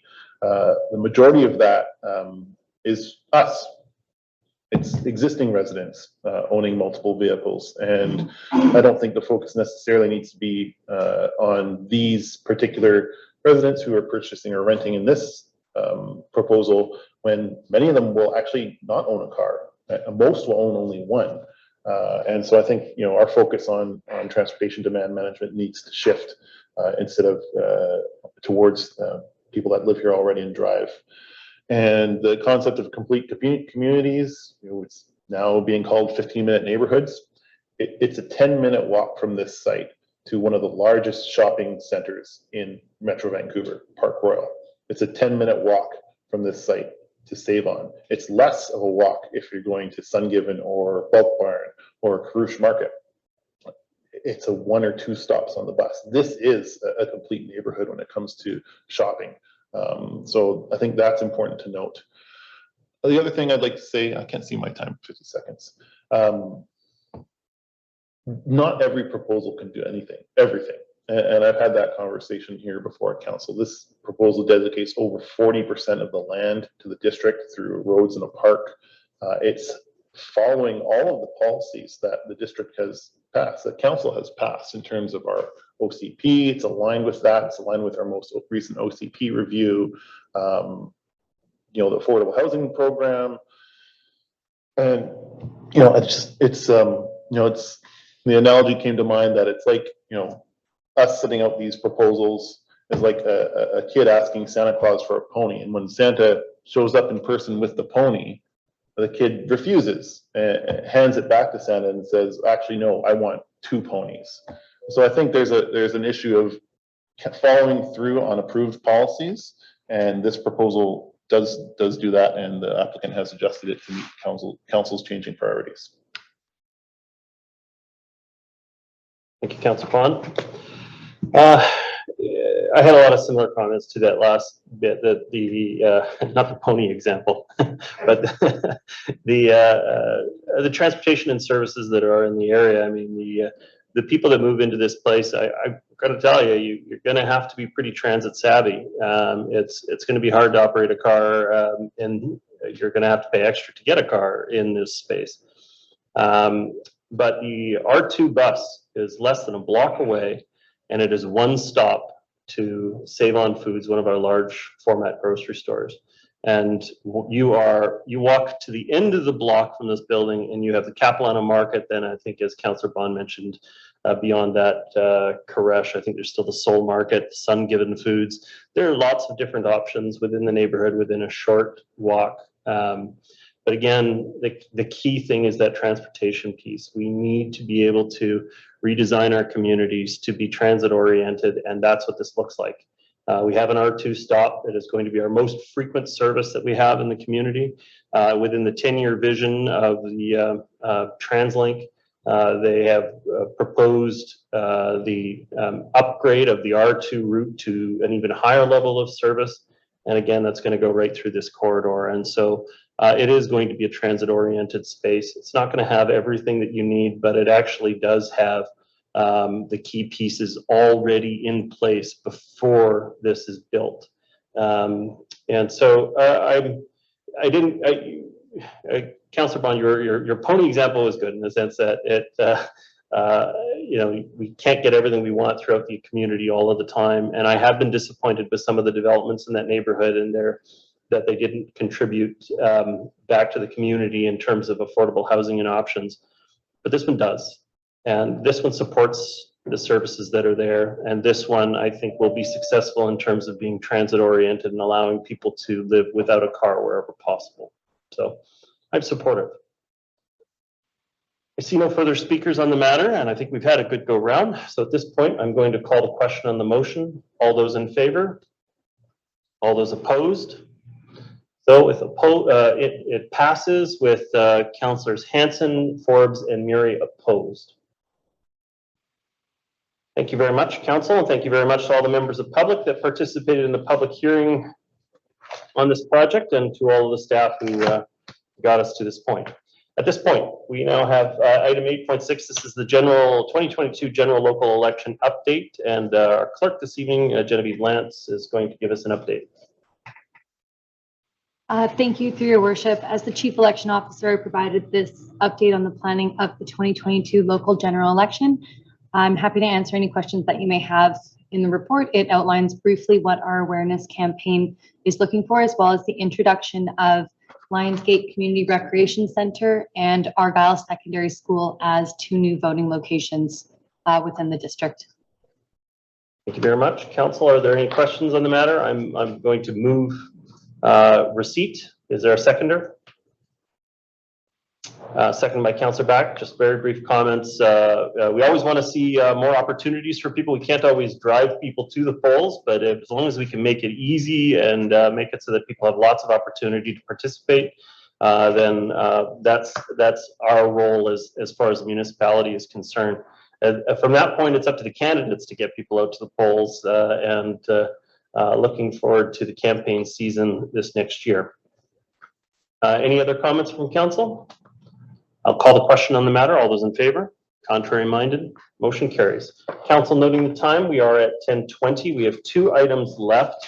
One of them, we have somebody who I believe has been here for the whole evening, and I'd feel bad if they didn't get an opportunity to speak to it. So I'm going to ask that we extend the meeting beyond 10:30. Is there a seconder for that?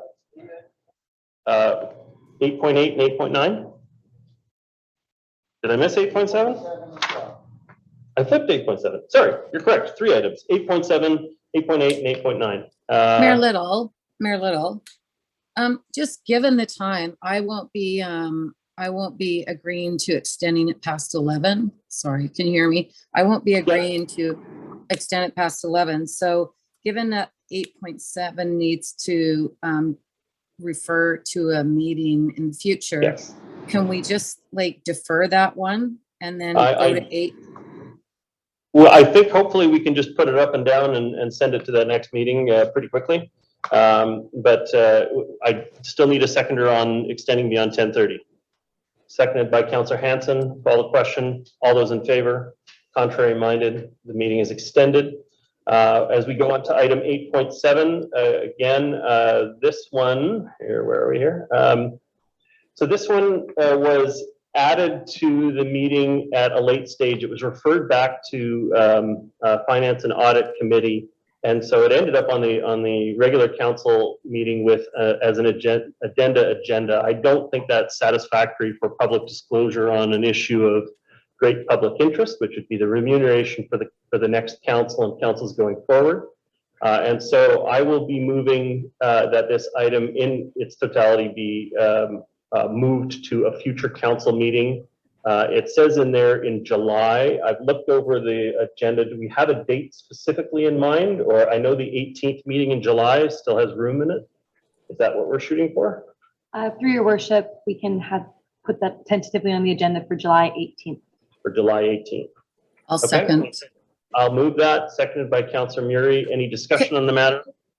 Well, no, I just wanted to add, given that it's going to be coming back, if staff could also report back on transition compensation for council consideration as part of that motion and report, and that would be.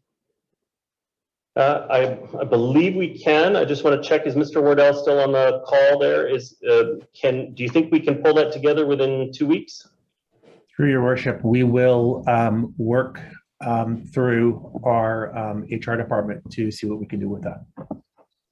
Okay, I don't want it to accidentally cause it to be an addenda the next time it comes up. Yeah, and no, it so didn't. that's why I want it to know that we can get that in early enough so that it comes as a part of the program. And I think we did make a decision on addendas as well, right? That we didn't want to have addendas anymore. But if it's That's correct, Councillor. Wherever reasonably practicable. The other addenda tonight is because of public input, and we have made the exception for public input in the past. This one only ended up on the addenda because it was referred to it was requested by a member of the Finance and Audit Committee to be considered at the meeting, and that was why it wasn't a prepared report in time for public distribution. We're obviously delaying it now so that the public has an opportunity to consider the matter before it comes back for public consideration. Okay, I'm going to call a question on the matter. All those in favor? Contrary minded? Motion carries. Thank you very much. On to item 8.8. This is North Shore Poverty Reduction Strategy Update Summary of Engagement Activities and Key Themes. And this is a request. The motion is to receive for information. Just want to check in with staff. I believe we have our consultant on the line here. Welcome. If you have some opening comments, they'd be appreciated.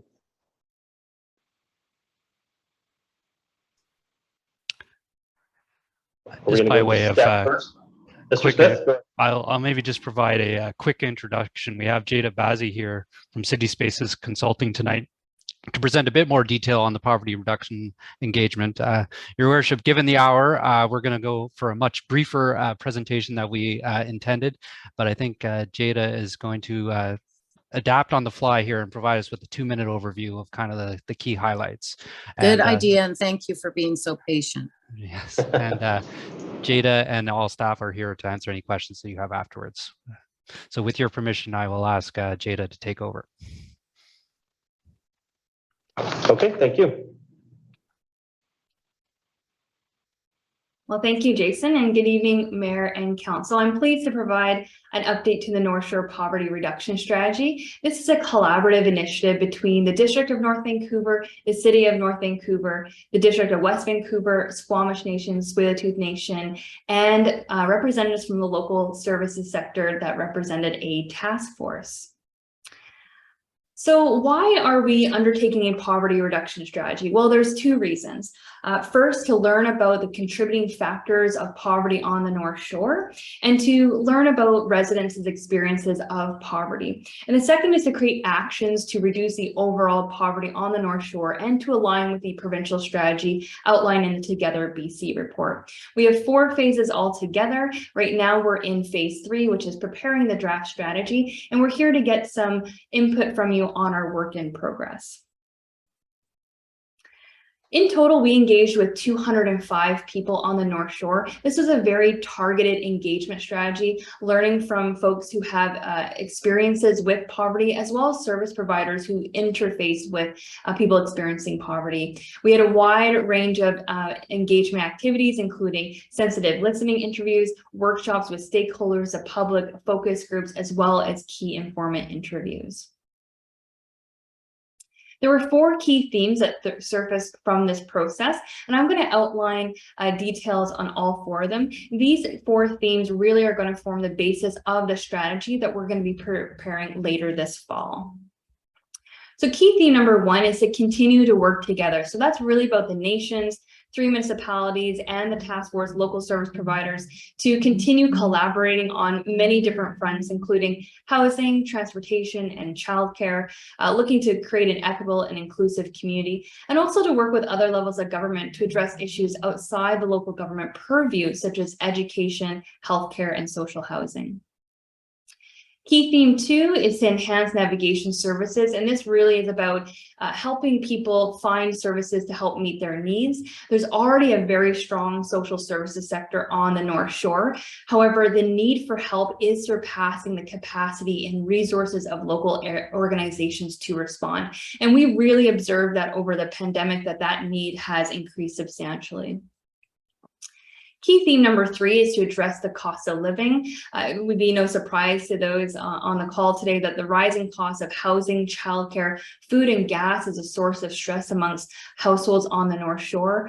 For example, the price of gas has increased by 80 cents per liter in May this year compared to May last year, and the overall cost of living has increased by 7% in June 2022 compared to June of last year.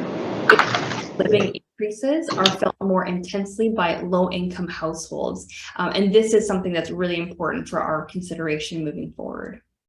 Key theme number 4 is to take action on reconciliation. We know that poverty disproportionately impacts Indigenous peoples because of systemic racism, discrimination, ongoing trauma, colonialism, and the legacy of the residential school system. We heard from the community that prioritizing reconciliation and implementing the calls of action are key to reducing poverty. We also heard about the opportunity to facilitate relationship building between Indigenous and non-Indigenous folks. In terms of next steps, we're looking for input from council this evening. We're also presenting to the other municipal councils and 2 nations in the coming weeks to get their input. We'll be having working sessions with a task force to co-create and co-develop those strategies and actions. Once that's completed, we're preparing a summary video and issuing that video with the draft report to the public to get final input on that draft strategy. From there, we'll consider that input, finalize the strategy, and we'll submit that final strategy to UBCM to fulfill your funding requirements and also submit to council. So thank you very much for your time this evening. I'm happy to answer any questions that you may have. Thank you very much. Members of council, looking to you for direction on this. We're seeking a motion of receipt, but are there any comments or questions from council? I'll move receipt of the presentation. Thank you very much. Thank you. Is there a seconder on the matter? Seconded by Councillor Curran. Councillor Murray, your comments? I have no comments. I thank you for the information and obviously concur with the state of our community in regards to affordability and you know how we're seeing more and more people struggling.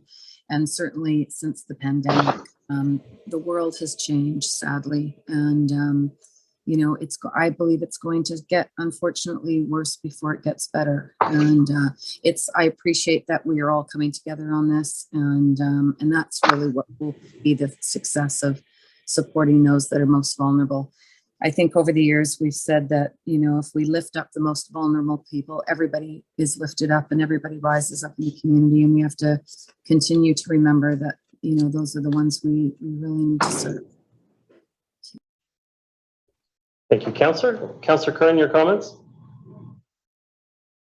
Thank you.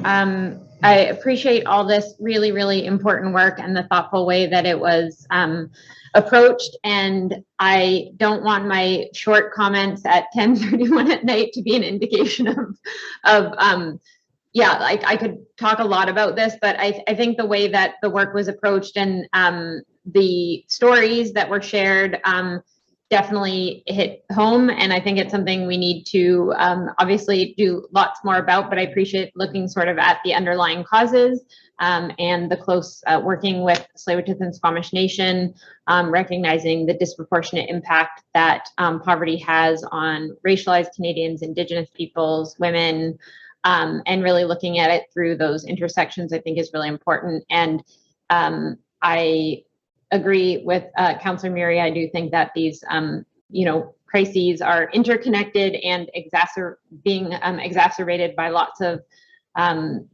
interconnected issues. So it's something I'm really glad. I think it's the first. Is this the first? Maybe staff could comment on that. I believe when we got the grant, it was the first time that we've had a North Shore wide strategy.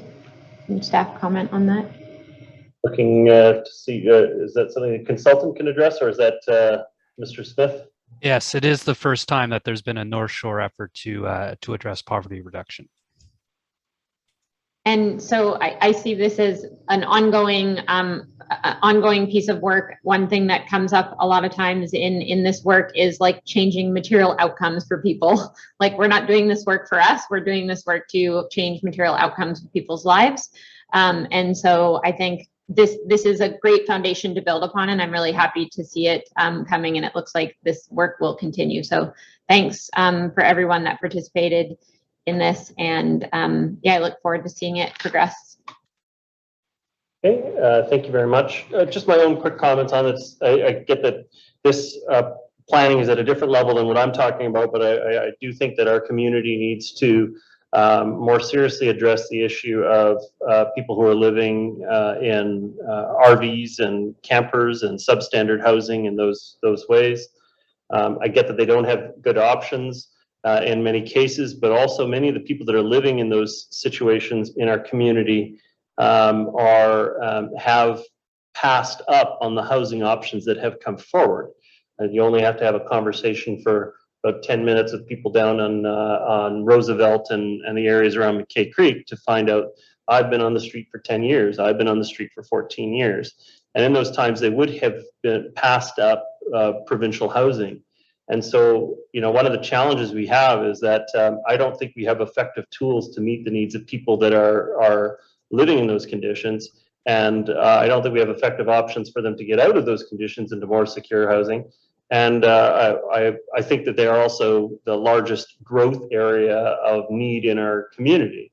And so I know that we're working closely with the West Vancouver and the City of North Vancouver to try to address these issues, but really it's a call on the province. The provincial government needs to give us the tools to be able to address people living in substandard housing like their vehicles. And it's not just simply a cat and mouse game. The City of Vancouver banned overnight RVs and campers. The City of Squamish banned overnight parking on the streets for campers and RVs. And so they've just displaced and pushed it into different areas. And I don't think that that's helping us address the issue. But we definitely need the support of our provincial government to better address secure housing for people in those situations, because the options that we have at our disposal are not meeting their needs. It wasn't the subject of this report, except on the aspect of how it pertains to poverty in our community. But I think that going forward, that's where we need to focus in the next few years.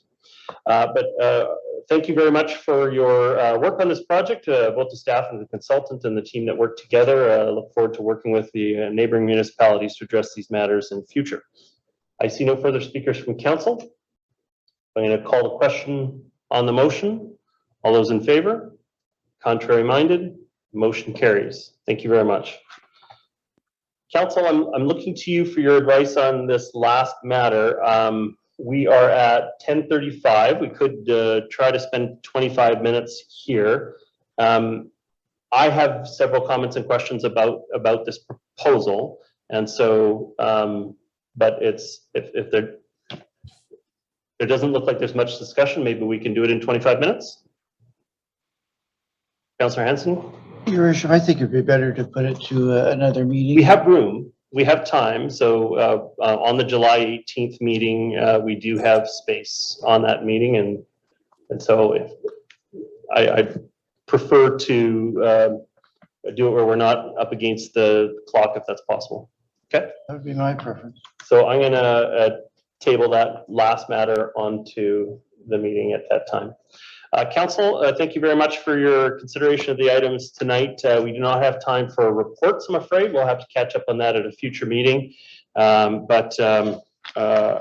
again, thank you to our staff for all the work they did to prepare the reports we had to consider today, and thank you, Council and members of the public, for your participation in tonight's meeting.